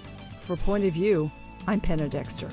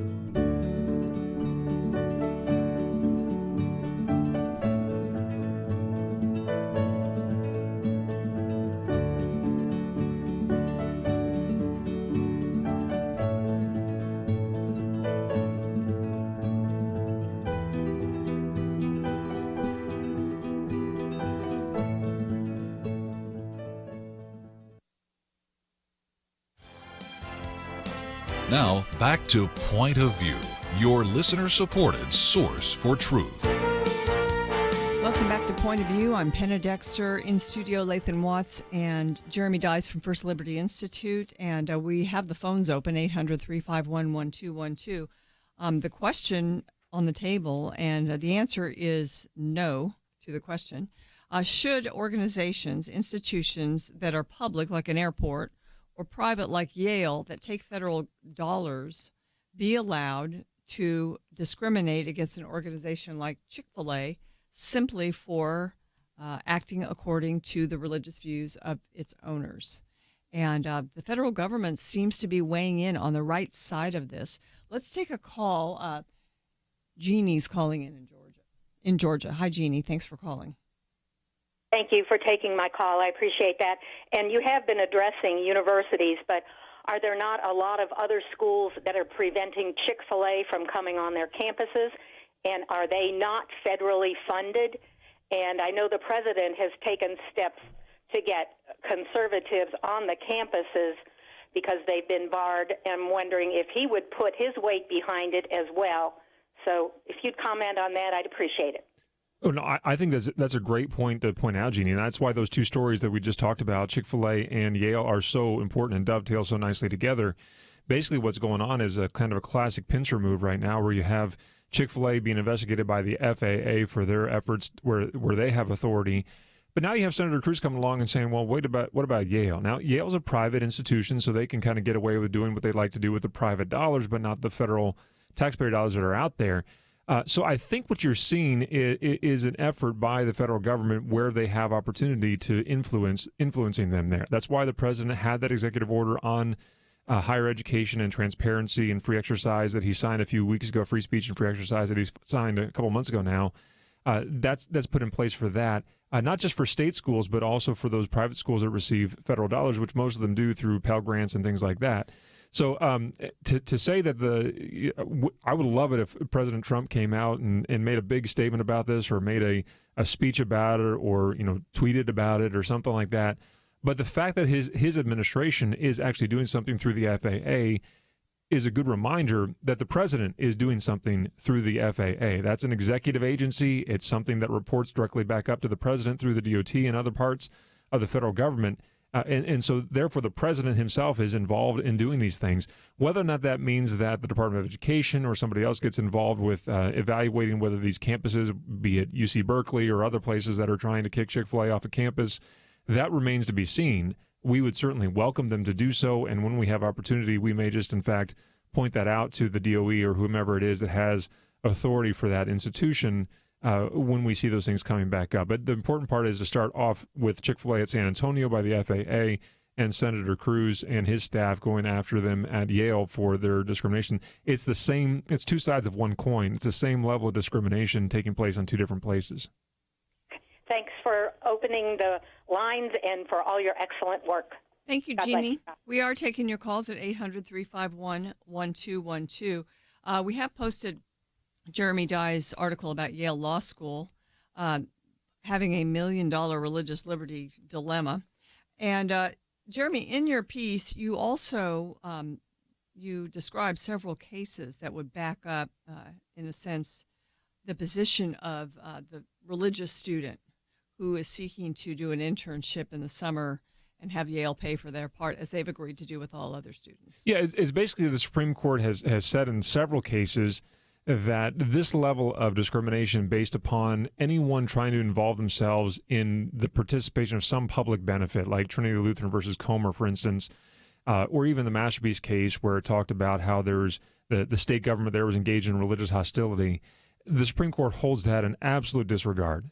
In fact, in one case, Chief Justice Roberts called it odious. That type of behavior is odious to the Constitution, and he's right to do that. So whether or not Yale is actually violating any federal law or the Constitution, well, they can't because they're a private institution, but if they're engaged in some sort of by-the-letter violation, maybe not, Senator Cruz's investigation will bear that out. But they certainly are violating the spirit of it. And the reason we have such a high regard for the First Amendment and the reason we insist upon its interpretation correctly is because that trickles down into private life as well. We've seen this, of course, in the Klein case that we have, Aaron and Melissa Klein, the cake bakers in Oregon, where the state of Oregon pronounced them to be in violation of state law, that they are engaged in discrimination against same-sex individuals, whatever it might be. Well, that then allowed the private citizens to take their gloves off and say, well, heck, I guess the state has said that they're bad people, therefore I'm allowed to say that they're bad people. So you've gone from a state actor to a private actor, and what came out of the private actor was, quite frankly, far, far, far worse than what the state did. And the state was bad enough. But you have death threats, you have insults, you have all kinds of vandalism and things like that are going on. Because once you're pronounced to be outside of the polite side of society, you're a pariah. And you need to be treated as such. That's why I have a problem with what Yale's doing. They're now saying, hey, look, we recognize that you're a religious organization, and the federal government and the Constitution protects your right to be able to engage your faith in your business, but we don't like it. We disagree with it all, and therefore we're not going to tolerate your behavior whatsoever. We're going to treat you as a scourge rather than a benefit to this country, even though religious organizations provide so many great benefits to the world around us. Lathan, we also put up your piece from First Things, and we discussed it at the beginning of the program. But American Thinker. American Thinker. I'm Just want to give thinking them about proper another credit. issue right now. So you're talking about the snowflakes that we're creating in our universities and the way that colleges sometimes bow to the demands of people who don't want to be offended by certain things. And, it's sort of the same, it is the same concept here. And I think it's a good time to consider it as we're just looking at kids graduating from college, because we have to think about, as a culture, what are we creating? Are we creating people who it's my way or the highway? They're not going to survive very well in the culture, and the culture is going to be worse off for it. You're exactly right, and we have to consider that these kids that are on college campuses today who are being taught this distorted notion of freedom, that freedom somehow means the right to go through life never being confronted with something that makes you uncomfortable, that they will eventually be the decision makers. I mean, it's inevitable. And if they're being applauded on college campuses right now for shutting down speech of people with whom they disagree, how do you think they're going to react when they are in positions of authority? They will react the same way. Their instinct will be to silence opposition. And that is not what the First Amendment is all about. It's not the foundational principle that made this country great. And, as Reagan said, we don't pass freedom on in the bloodstream. It's got to be fought for and defended and then handed on. And so the question that I raised in that piece is, if these battles that we fight, like First Liberty and other organizations, and trying to preserve this freedom, will these kids even want that when we hand it on to them? Will it be so foreign to them, hopefully, in concept that they don't even recognize it as the true meaning of freedom? If that's the case, then they're certainly not going to defend it. And so that's why, it's important for all of us, organizations like ours, individual, parents, families, teachers, everyone, to never graduate from the civic classroom. Keep that conversation going. And when you have opportunities to educate people about what freedom truly is, you have to seize those opportunities, because it will have long-term consequences one way or the other. Ladies and gentlemen, there was there was a Supreme Court decision on the Indiana abortion law this week. I've got two attorneys in studio with me. So it was an interesting decision, split on two parts of the decision. And so I'm going to have them unpack it. If you want to read more about it, you can go to pointofview.net. We'd also love to hear from you, 800-351-1212. We will be taking your calls throughout the rest of the show. And stay with us. We'll be back after these messages. So you sit down and do your budget, and you look at all your monthly costs and your bills and your income, and it seems like there's never quite enough. You know what would really help? Finding $500 a month to help balance things out. That is the typical savings, $500 a month for a family when you switch to MediShare for your health care. And when it comes to healthcare sharing ministries, MediShare is really the gold standard. It's been around for 25 years and has more than 400,000 members. It's been around so long and grown so much because it works. And whether you're single or married or have kids, this could make sitting down to do a monthly budget a lot more fun. $500 a month can more than cover a car payment or pay back loans, whatever. So join MediShare and go out to dinner to celebrate. Here's the number to call. They are incredibly kind and helpful to talk to. 855-90-BIBLE. That's 855-90-BIBLE. 855-90-BIBLE. Tired of fake news? Support truth. Join Point of View's Truth Team and bring healing to America. Go to pointofview.net/team. Pointofview.net/team. Or 800-347-5151. Point of View will continue after this.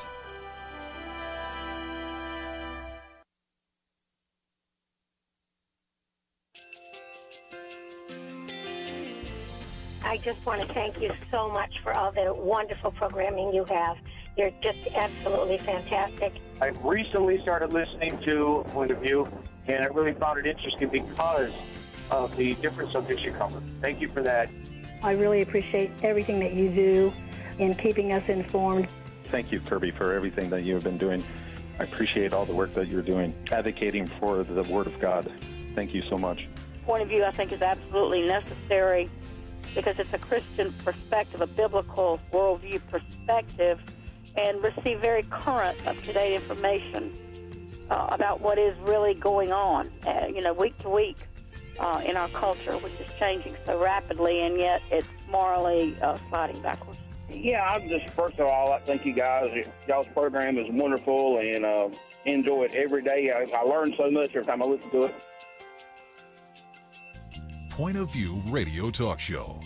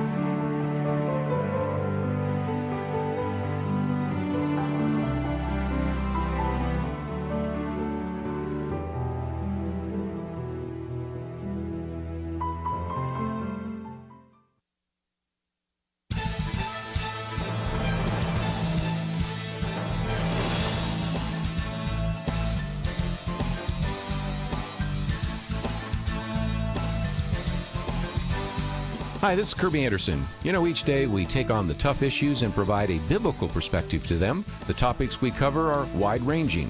Apologetics, theology, prophecy, creation and evolution, intelligent design, marriage, family, child-rearing, the millennial generation, trends in society, politics, economics, business, religious liberty, the Constitution, public policy, foreign policy, military policy, tensions in the Middle East, abortion, homosexuality, pornography, sexual ethics, media, technology, history, and America's godly heritage. We talk about anything that affects your faith, your family, or your freedom. So don't go anywhere, because Point of View continues right now.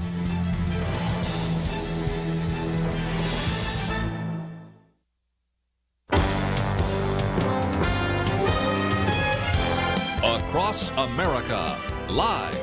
This is Point of View.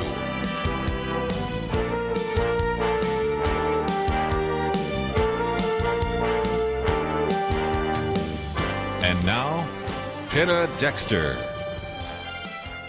We are glad you're sticking with us here for Point of View. Lathan Watts is with me. He's Director of Community Relations at First Liberty Institute. And Jeremy Dyes is also here, Senior Counsel at First Liberty.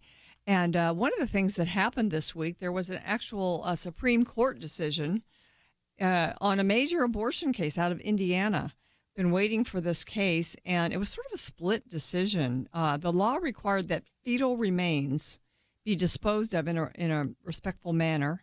And then the other part of it banned abortions performed solely on the basis of race, sex, or the disability of an unborn baby. So it was basically to protect Down's children who are aborted at like an 89% rate in this country. So half of it was upheld, or was actually the Seventh Circuit Court of Appeals struck down the whole law, but the Supreme Court reversed them on the fetal remains disposal part. But the other half of it was they agreed with the Seventh Circuit Court of Appeals, and so. One of you could maybe explain this a little more. How does that work when you split a decision like that? Well, everybody's upset. That's how it works. Is that nobody is a clear winner, and there's more confusion that's created than resolved, and that's what's happened here. Is that they've let some parts of it stand, and they've determined that other parts are need to be done. And what this basically says is that there were not enough votes in the conference room there within the 9 justices to go the full yard on these things, or maybe they wanted to look at something else and a different case for a later day. But I think what's important is... Well, I understand that they wanted more cases with regard to... They wanted a circuit to, I guess, vote the other way on the discrimination part. Probably. And there's going to be those cases that are going to come. I mean, they're coming right now. There's so many cases around the country right now because the legislatures are getting, thankfully, more and more bold in protecting life. They're going to result in more and more lawsuits that are going to affect this issue. So it won't be very long. I suspect that this issue will be back before the Supreme Court to decide many of these issues that are left outstanding by this decision. But what I think is really important here is to see where Justice Thomas laid out a very important decision here. I love this line. I think he posted it from the from One News Now CNS report talking about what SCOTUS's recent ruling on Indiana abortion laws means going forward. It's by Elizabeth Slattery and one of her research associates, Melanie Israel, over at the Heritage Foundation. The last line says this: the justices may have delayed entering the fray for now about abortion, but as Thomas noted, quote, the Constitution itself is silent on abortion, unquote, and having invented the right to abortion, the court is now, as he says, duty-bound to address its scope. That's an extremely important line in a lot of different directions. If you're motivated on the issue of life and abortion, that says one thing to you and an important thing right there. But if you're also a conservative that's a fan of limited government and judges that abide by the written text of the Constitution rather than inventing new rights within its penumbras, this is also a very important piece of judicial philosophy to have stated here. If the court is actually going to invent these new rights, then they have to set the boundaries of them. Here, there's a discussion by Justice Thomas about whether or not there's the history of abortion involving eugenics and that sort of thing has led to the appropriate outside boundaries of the law to say we're not going to select them based on gender or race and kind of remove those, quote, unwanted sections of our society, whether they be disabled or a certain race or gender that the parents may not have wanted within that pregnancy. That's an important element to be brought out as well. And that's going to be left, I think, for another day. Unfortunately, left for another day of those decisions. So he mentioned Margaret Sanger and Planned Parenthood and the eugenics movement. And, of course, she was against birth control. I mean, she was for birth control and she even admitted for controlling certain segments of the population. But now it's abortion that Thomas is basically saying, and others have agreed in the days following this decision, that abortion is used also for those purposes when you think about abortion clinics being often in black neighborhoods, for instance. And he, he just made a strong point, I think, that this all needs to be dealt with. And so, it's going to be time. We can't wait much longer to deal with this. But he also agreed that this was not the right time to do this. I think he did agree with that, didn't he? Yeah, I guess so. Yeah, it was a concurrence. Yeah. That opinion that he wrote was a concurrence. So anyway, it's going to, as you said, it's going to be interesting. Yeah, but let me clarify one thing there, because just saying that it's a concurrence doesn't necessarily mean that he agrees with the actual logic of the case. There's stuff left to be done in this case. He's agreeing that this is the right decision for this case. But in writing concurrence, he's saying there's wrong reasoning here that I want future courts to remember and consider as they're making new decisions. And eugenics is a part of that. I mean, he said in the opinion that in New York City, a black baby is more likely to be aborted than to be born alive. So basically, Justice Thomas is laying down a marker for future justices to have to look at and review. And what has happened in the long history of our court is that the more dissents and concurrences like this that occur, later on they're adopted into actual majority opinions. So that means that there wasn't an ability to get to a consensus within a 5-justice majority here to go with what Justice Thomas was explaining here in his concurrence, or in some direction like that. But he's putting down a marker to say, this is where I think the law needs to go as we consider these issues afresh in the future. Okay, well, I cannot believe that he is the longest serving justice on the Supreme Court now. It's amazing. Remarkable. I remember when he was put up there. Yeah. I guess I'm getting old. Long may he serve. Indeed. Yeah, I know. I've heard I don't know if they're rumors or what, or maybe coming from the left, that he's even considered retirement, which I hope he doesn't do. I know at one point he said he wanted to serve 1 year for every person that voted against him.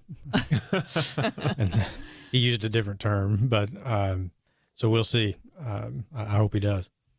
We are taking your calls at 800-351-1212. In the last hour, we talked about the San Antonio airport's banning of Chick-fil-A from the airport.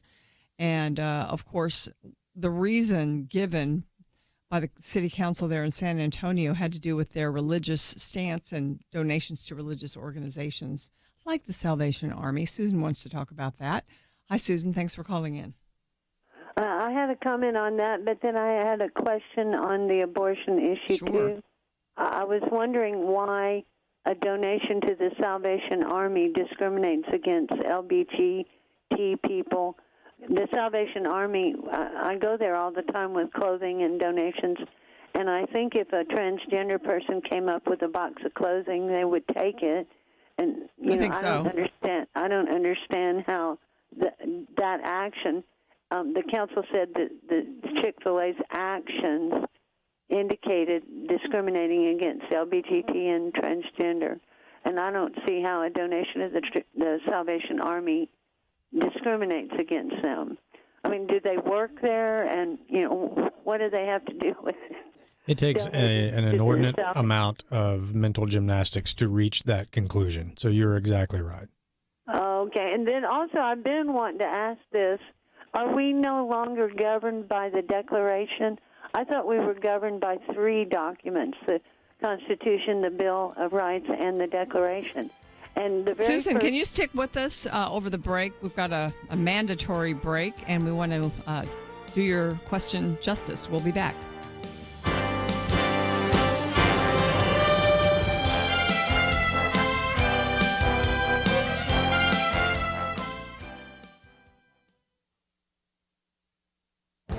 This is Viewpoints with Kirby Anderson. You know, one of the reasons the fertility rate in America has been dropping is due to the rising cost of raising a child. Every few years, the Department of Agriculture recalculates the cost to raise a child in America. In fact, there's a USDA cost of raising a child calculator that you can use to personalize your calculations. One of the biggest factors in the increased cost of raising a child is due to child care costs. The cost of child care alone, when adjusted for inflation, has climbed nearly twice as fast as other prices since the recession ended in 2009. On the other hand, the cost for housing has remained fairly constant over the years, and some costs for basic items have actually decreased slightly due to advances in agriculture and technology. One of the biggest variables in cost has to do with where you live in the country and how much you earn. The Department of Agriculture estimates that the average cost of raising a child to age 18 is $245,000. However, high-income families who live in the urban Northeast are projected to spend nearly $455,000 to raise their child. By contrast, low-income rural families will spend approximately $145,000.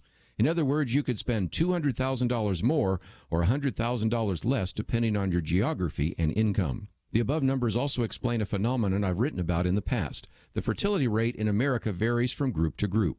Religious people, especially Christians, have more children than secular people. Also, conservative people generally have more children than liberal people. The Bible teaches us that children are a heritage from the Lord. The fruit of the womb is a reward. As Christians, we understand that children are a gift from the Lord and thus worthy of our focus and attention. We understand that they are worth the time, effort, and cost. I'm Kirby Anderson, and that's my point of view. For a free copy of Kirby's booklet, A Biblical View on Anti-Semitism, go to viewpoints.info/antisemitism. Viewpoints.info/antisemitism.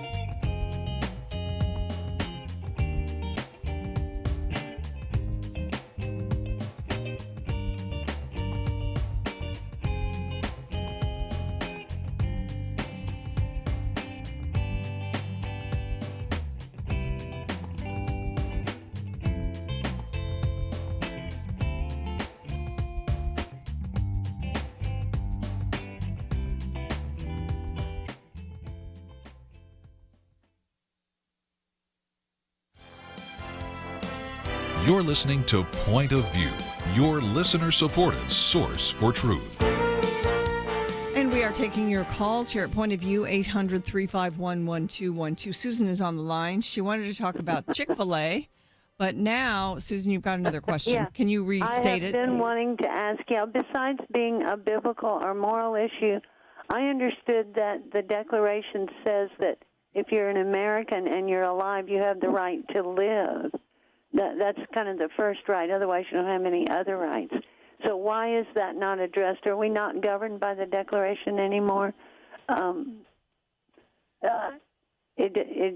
don't even see why you have to go into the biblical argument. It's legal that if you are a living person, a citizen of the United States, you have the right to live. That's the life is the first inalienable right. Yeah, and look, that's part of what Justice Thomas was after when he said that, look, if the courts are going to invent this right to abortion, and he's exactly right, that is not present in our Constitution, which is our actual governing document, then they've got to set the outlines of the boundaries of it all. But to get directly to your question, the Declaration of Independence, it doesn't govern us in the same way that the Constitution does, for instance, but it does provide us with what I call our national philosophy. And that basically says, look, we are going to have these rights. Where do they come from? Well, they came to us at our creation, as you referenced, our inalienable rights given to us by God. That means that man can't take them away.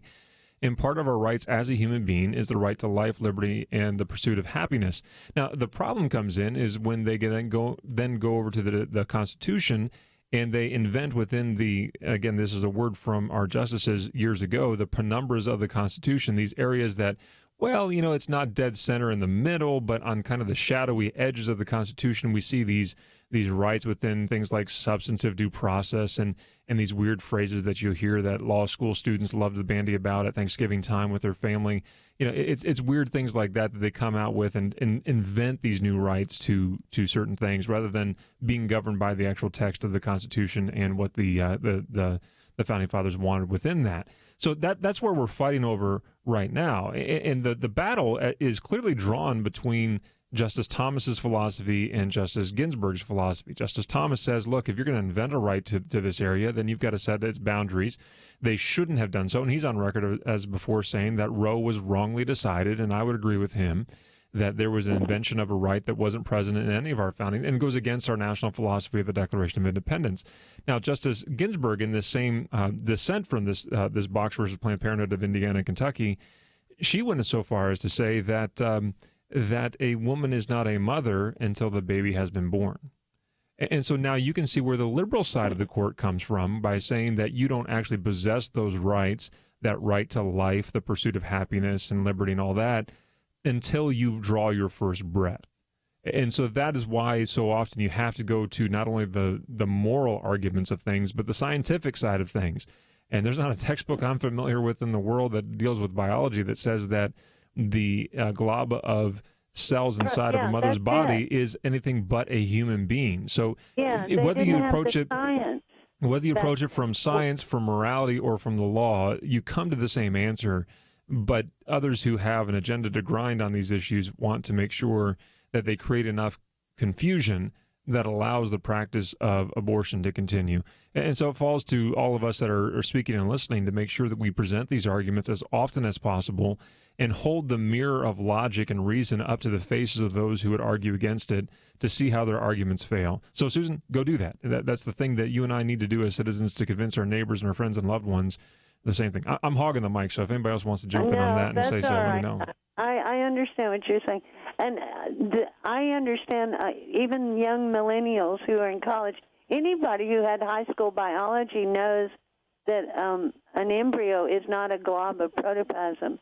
We've had like an explosion in molecular biology that we know now that they didn't know at Roe v. Wade. They were told it was a blob of protoplasm and therefore was not a human being and therefore had no right to life. And that was just wrong science. Mm-hmm. And the left likes to tout its adherence to science, but that's actually the opposite.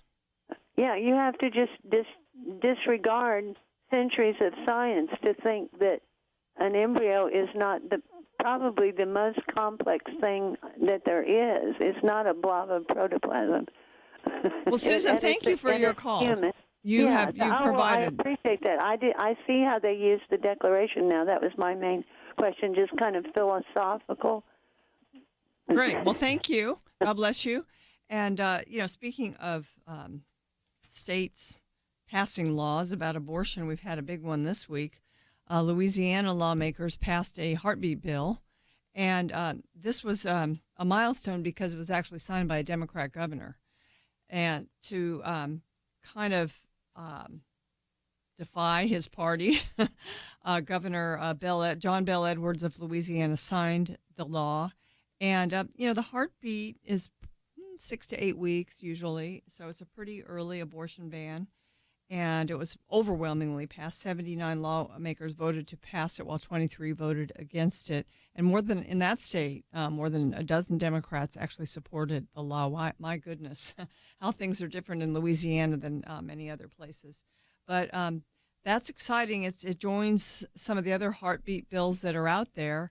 And so, Lathan, what's your take on this? Well, like we mentioned before, lots of state legislatures recently have taken up this issue.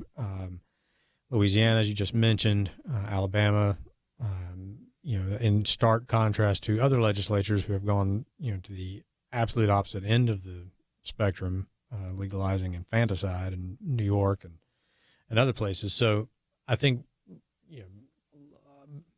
lots of these laws will end up being challenged by people on both sides of the issue. And depending on where those challenges start and where they end up, if you you have, say, like if the Louisiana law is challenged, if that goes to the Fifth Circuit Court of Appeals, which is a more conservative Court of Appeals than, say, the Fourth Circuit or many others, the Ninth Circuit certainly, then you potentially could have a split in the circuits over the issue, and that might be what eventually brings some of these issues back to the Supreme Court for a chance to clarify, as Justice Thomas wrote in this opinion, that we have to, if we're going to create this, then we have to also determine where the limits of it are. A heartbeat bill is going to be a big test, I think. And, it's possible that even a fairly conservative court like the Fifth Circuit might not uphold it, right? Well, anything's possible. I mean, anytime you're in front of a group of judges, it's difficult to predict what's going to happen. But I think certain circuits and the number of judges that are on those circuit courts of appeals, those who have been appointed by people who placed a priority on appointing people to the bench who have a textualist view of the Constitution, which is the Clarence Thomas view as well. If you have a court that has more of those justices, then you're more likely to get a three-judge panel of that court that would see it one way versus, say, like the Ninth Circuit or the Fourth or some of the other circuits that have a majority of judges that view the Constitution very differently and are probably more in line with Justice Ginsburg on the issue. So depending on where these challenges go and how quickly they make their way through the courts, we could see possibly a circuit split that brings the issue, at least tees it up for the court to take it if they can get 4 votes on a case to agree to take a case. It's just amazing how state after state, though, is passing very strong protections for the sanctity of human life. It's wonderful. Yeah, no, it's good that this is happening, because at some point it's going to have to be confronted head on, or it's going to stick, if you will. There's a famous liberal judge of the Ninth Circuit who made these kind of outlandish decisions all the time, and he would be appealed every single time. And there were hundreds of appeals that were going up on his opinions, and they would say, well, why do you keep on writing like this if you know you're going to be appealed and overturned? He goes, well, they can't catch them all. And so he had a calculated effort to try to make sure that that at least some of his opinions stuck, and that's why we've become so loathsome of the Ninth Circuit. The same is kind of true, but not exactly, of what's going on here. We're putting enough in front of the Supreme Court. Now the people of America, are putting enough in front of the Supreme Court right now that they're going to have to address this issue at some point. And my hope is that the right court is up there when they do. And I think we're getting very close to being that right court. Ladies and gentlemen, that's just one more reason, I would say, to pray for those on the Supreme Court and on all the courts, our judges, and also, as has been suggested by Franklin Graham, our president. And there's a sort of a concerted prayer time on Sunday to do that, so you might want to participate. We are taking your calls, 800-351-1212.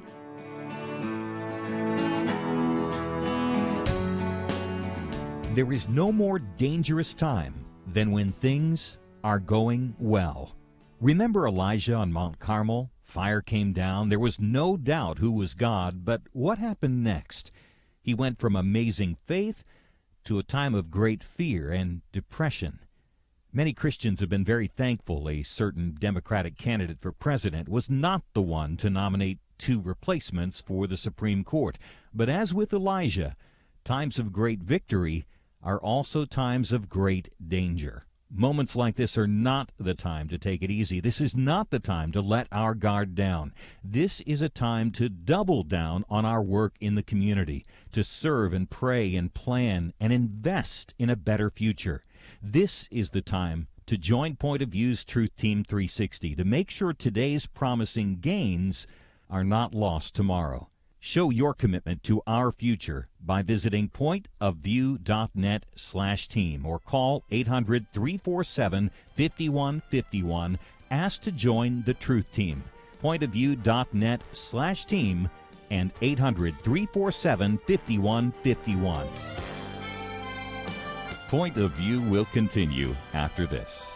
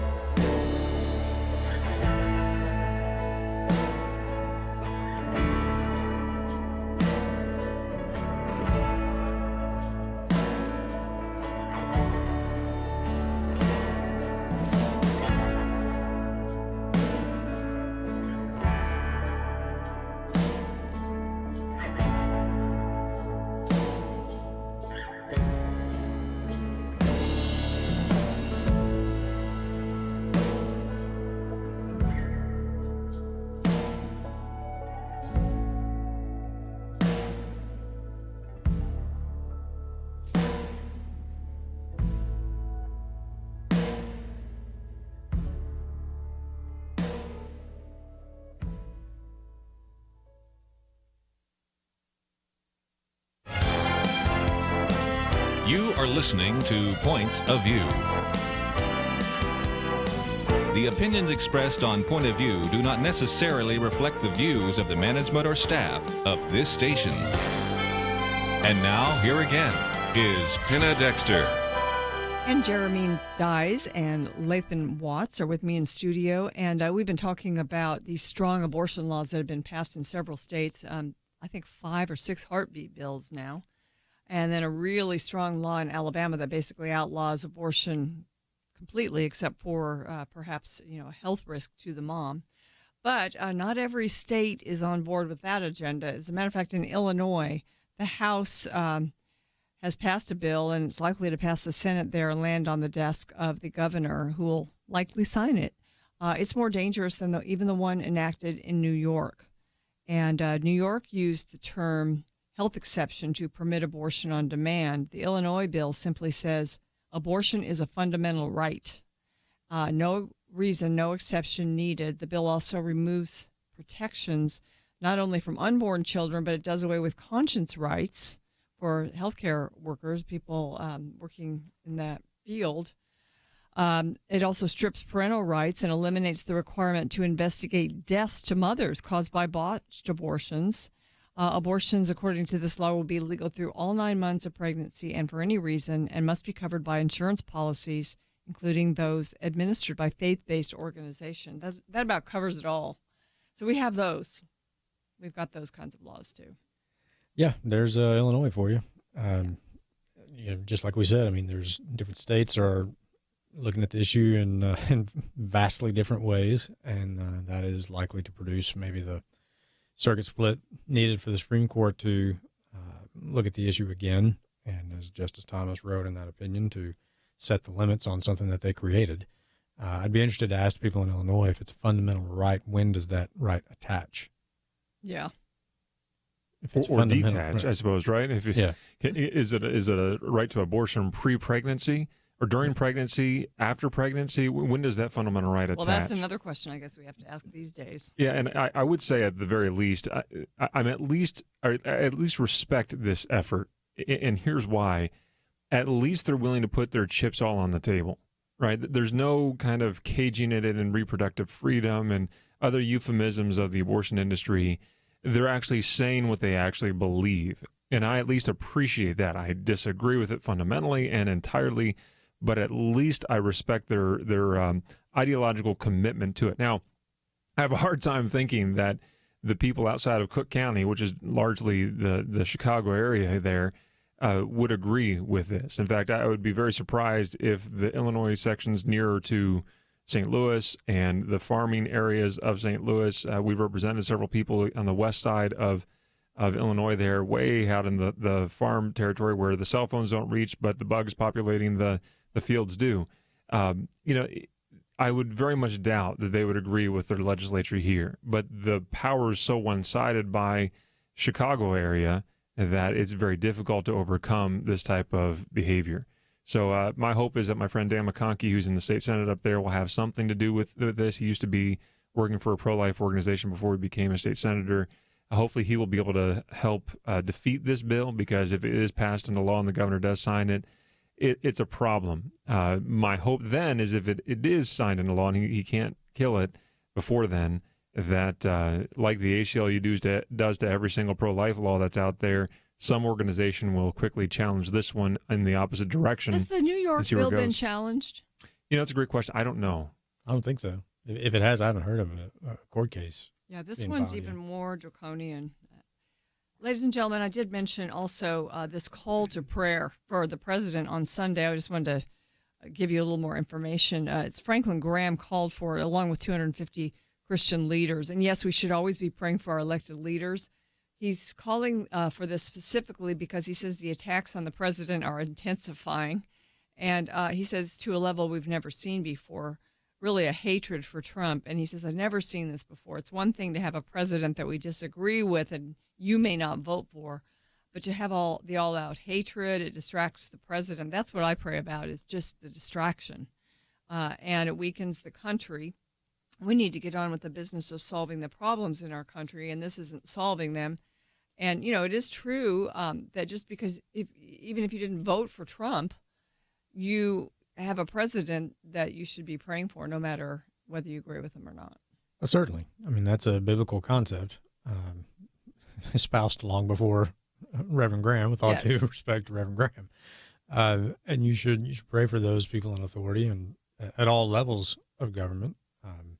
Even when I served 4 years on my city council, and I had people come to me, in the community or just at church or elsewhere and tell me they were praying for me. That was a great comfort to me, because you're making decisions on behalf of other people that are going to affect people's lives, and it's a big responsibility. And we should pray for our elected officials. We should, regardless of whether or not we agree with the policies that they are advocating. they are in positions of authority and they have a lot of responsibility. And so there's lots of ways you can pray for people in office, and that their influence will be used wisely. And so that's a concept that's been around for a very long time, and Donald Trump's no exception. He needs our prayers, just like every president that has ever been in that office. I can't imagine the amount of pressure that I can't comes either. with that job. Just think about just the simple fact that you basically start every day with a briefing from intelligence officials telling you all the potential threats against the United States for that day. That's what you get. And you're dealing with that's threats what you get against to start your day own with. self, right? During that, and that's I think what he's really saying is let's pray against the distractions. There's so many of them. And one other thing that Franklin Graham said, which I thought was a good point, he wants to support and defend Christians. He has a desire to help the church, which I appreciate about him. Is he a perfect person? Absolutely not. Is he the best example of the Christian faith? No way. But there's something in his heart that God has placed there to defend the Christian faith and religious liberty. And so we need to try to lift him up in prayer and support them wherever we can. And, that's been the strange thing about this president, in a sense. I mean, when everything started with a primary with 17 candidates, we looked at him, we believers, I think most of us looked at him as the last person that would represent our beliefs and our sort of our persuasions. And yet he has, and he's listened to the Christians that are in the administration, and there are many there. It's been quite a phenomenon and quite interesting. And that's why I think it's different than a lot of other presidents, and it's very much he is our president, and we should pray for him. Yeah, and not only should we pray for him, but we ought to recognize when he's done the right thing. And that has thankfully been quite a bit. Now, I have my disagreements with the president, as I do with every president, and I have certain things I'd like to see him do that he hasn't yet done in this presidency, but there's been a lot of things that he has done for specifically religious liberty that bear attention and bear a commendation. He has done some important things. We talked earlier in the show about the Chick-fil-A investigations going on by the FAA. That comes from the executive department. That's led by the President of the United States and staff that he's appointed to those positions. We can trace that back to the president for that. We talked about the executive order that he wrote on for universities and colleges to have I can't remember the name of the title of it all, but free speech and transparency within the academic higher education world. That came out of a desire to make sure that people have the right to be able to speak about their beliefs on campus. Go back further than that in the executive order on religious liberty, which has guided a lot of the processes and a lot of the benefits that have come to religious liberty throughout the Trump administration. You would not have had these in a Hillary Clinton administration. And I dare say you may not have had them in, certainly not a John Kasich administration, or I don't know what level you'd have them in any other of the Rubio or Cruz or other administrations. I think many of them would have been there with those guys, but who knows where they would have been. But we don't have to imagine about what would have been or would not have been. We know what we have. And what we have is a hot mess sometimes, but at least a hot mess that results in some good things for religious liberty and some other issues that the people of the United States care very deeply about. I would like a lot of the hot mess to be cleaned up and cooled down a bit, but I don't get to pick all my facts. I just get to pick on the things that are of good to the country. And so far, there's been a lot of them that are outweighing the bad. I think you mentioned all the other candidates who a lot of us different people supported, but Trump he called in so many advisors, partly because he wasn't as savvy and knowledgeable about the actual political job he had. And so he called these people in, and he's actually listened to them. And the other part about Trump is he's kept so many promises, and I think that's refreshing to people. Anyway, I don't want to encourage you to love Donald Trump. I want to encourage you to pray for him. And so please do that. And people are making a special day on Sunday to do it on June 2nd.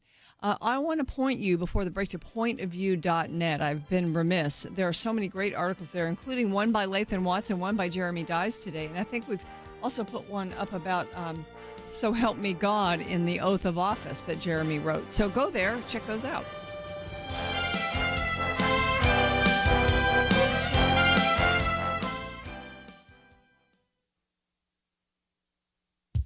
The U.S. Department of Health and Human Services took steps in recent days to correct a troubling injustice initiated by the previous administration. 3 years ago, HHS issued a rule under the Affordable Care Act that redefined sex discrimination to include gender identity. In addition, the rule included pregnancy termination, i.e. abortion, in this non-discrimination clause. The rule was immediately challenged and has been on hold since 2016. In practice, it would have forced doctors to perform gender transition surgeries on patients even if the doctor objects or sees such surgeries as physically and emotionally harmful. The rule would have violated doctors' ability to exercise not only their best medical judgment, but also medical scruples inspired by their faith. What's more, since the rule redefined discrimination on the basis of sex to include the termination of pregnancy, its enforcement would have meant that healthcare providers and insurance companies could not refuse to provide or pay for abortion. Enforcing so-called transgender rights on doctors, schools, and the rest of the country,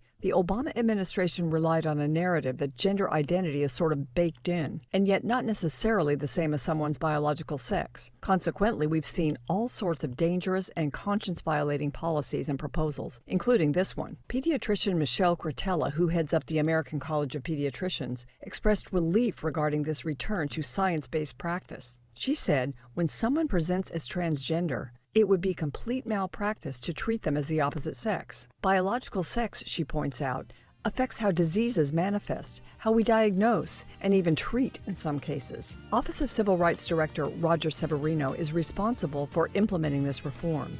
He explains, when Congress prohibited sex discrimination, it did so according to the plain meaning of the term, and we are making our regulations conform. This reform is a return to science, conscience, and common sense. For Point of View, I'm Penna Dexter.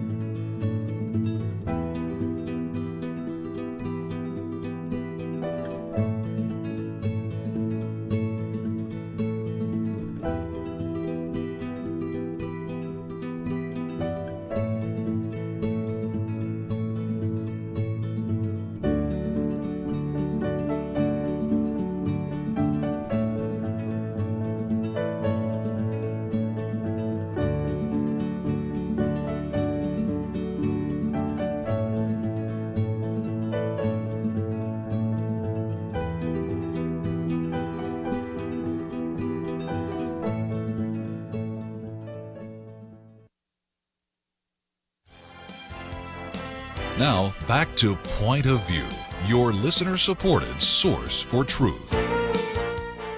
Welcome back to the final segment of Point of View, and we have had so much to cover. I think we're about to actually cover it all. I posted a piece up at pointofview.net, and I wanted to get to this subject, especially in light of the fact that this administration has done many things with regard to rulemaking, reversing Obama policies. They haven't been done through the Congress, and hopefully some of them will be.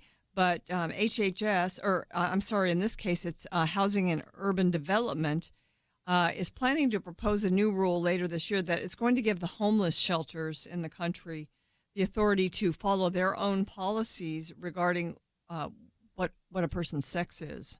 In other words, lately it's been sort of up for grabs, and the definition by that person, which has been actually dangerous for the women in the shelters. Jeremy, you've had a case with regard to this, so is this good news for you? Yeah, I think so. And it's another one of these, I can't believe we have to have these discussions now, and we have to define what sex is.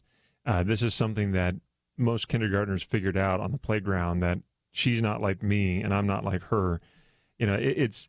It should be really obvious, but it would be silly and frustrating only if it weren't so serious, because as the article that I think you pointed out at pointofview.net explains, this is problems, right? So if you have, especially in these communal places like homeless shelters, when you have to have group showers and group bathing and dressing facilities. Sleeping next to each other. A great example.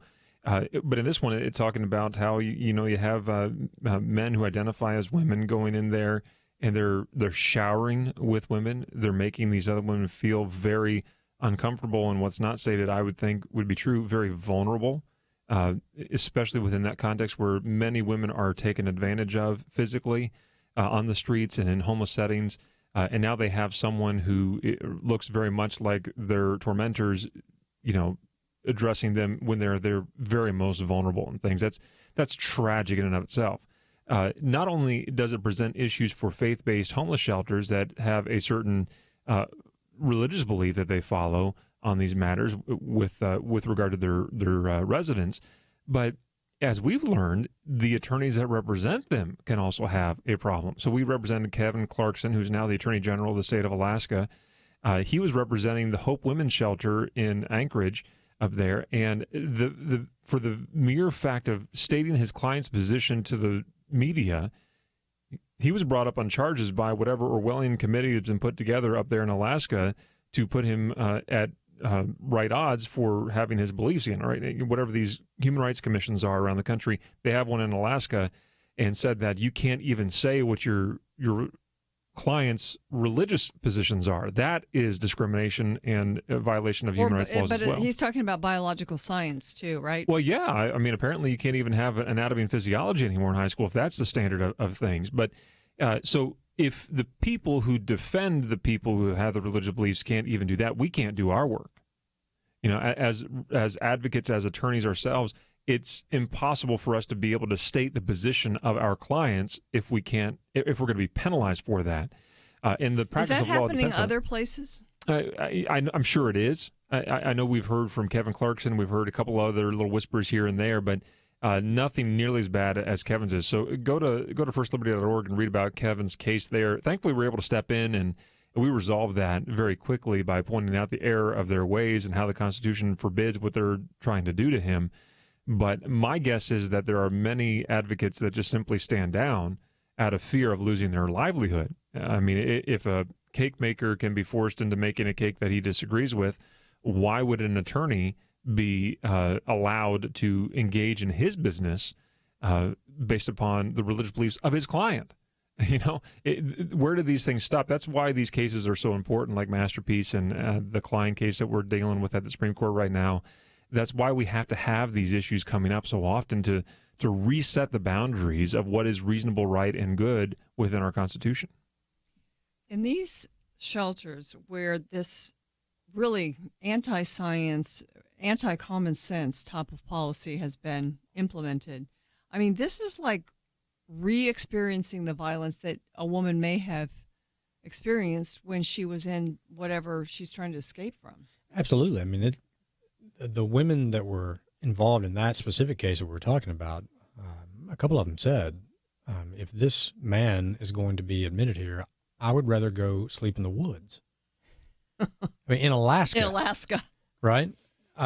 This is the difference between the sort of leftist, intellectual, emotional safe space that we're supposed to create, where no one is ever confronted with an idea with which they disagree or made to feel uncomfortable about their own ideas, versus an actual safe space. It's a homeless women's shelter. It is supposed to be, in that case, for battered and abused women, it's supposed to be an actual safe space where they are protected, not where this guy who claims to be a girl can go and have his emotional well-being and his own concept of himself protected. There's a big difference between what we're talking about here. We're talking about safe spaces, and this is supposed to be a real one, not this invented concept of safe space where just your notion of who you are is protected from ever being confronted with the facts of who you are.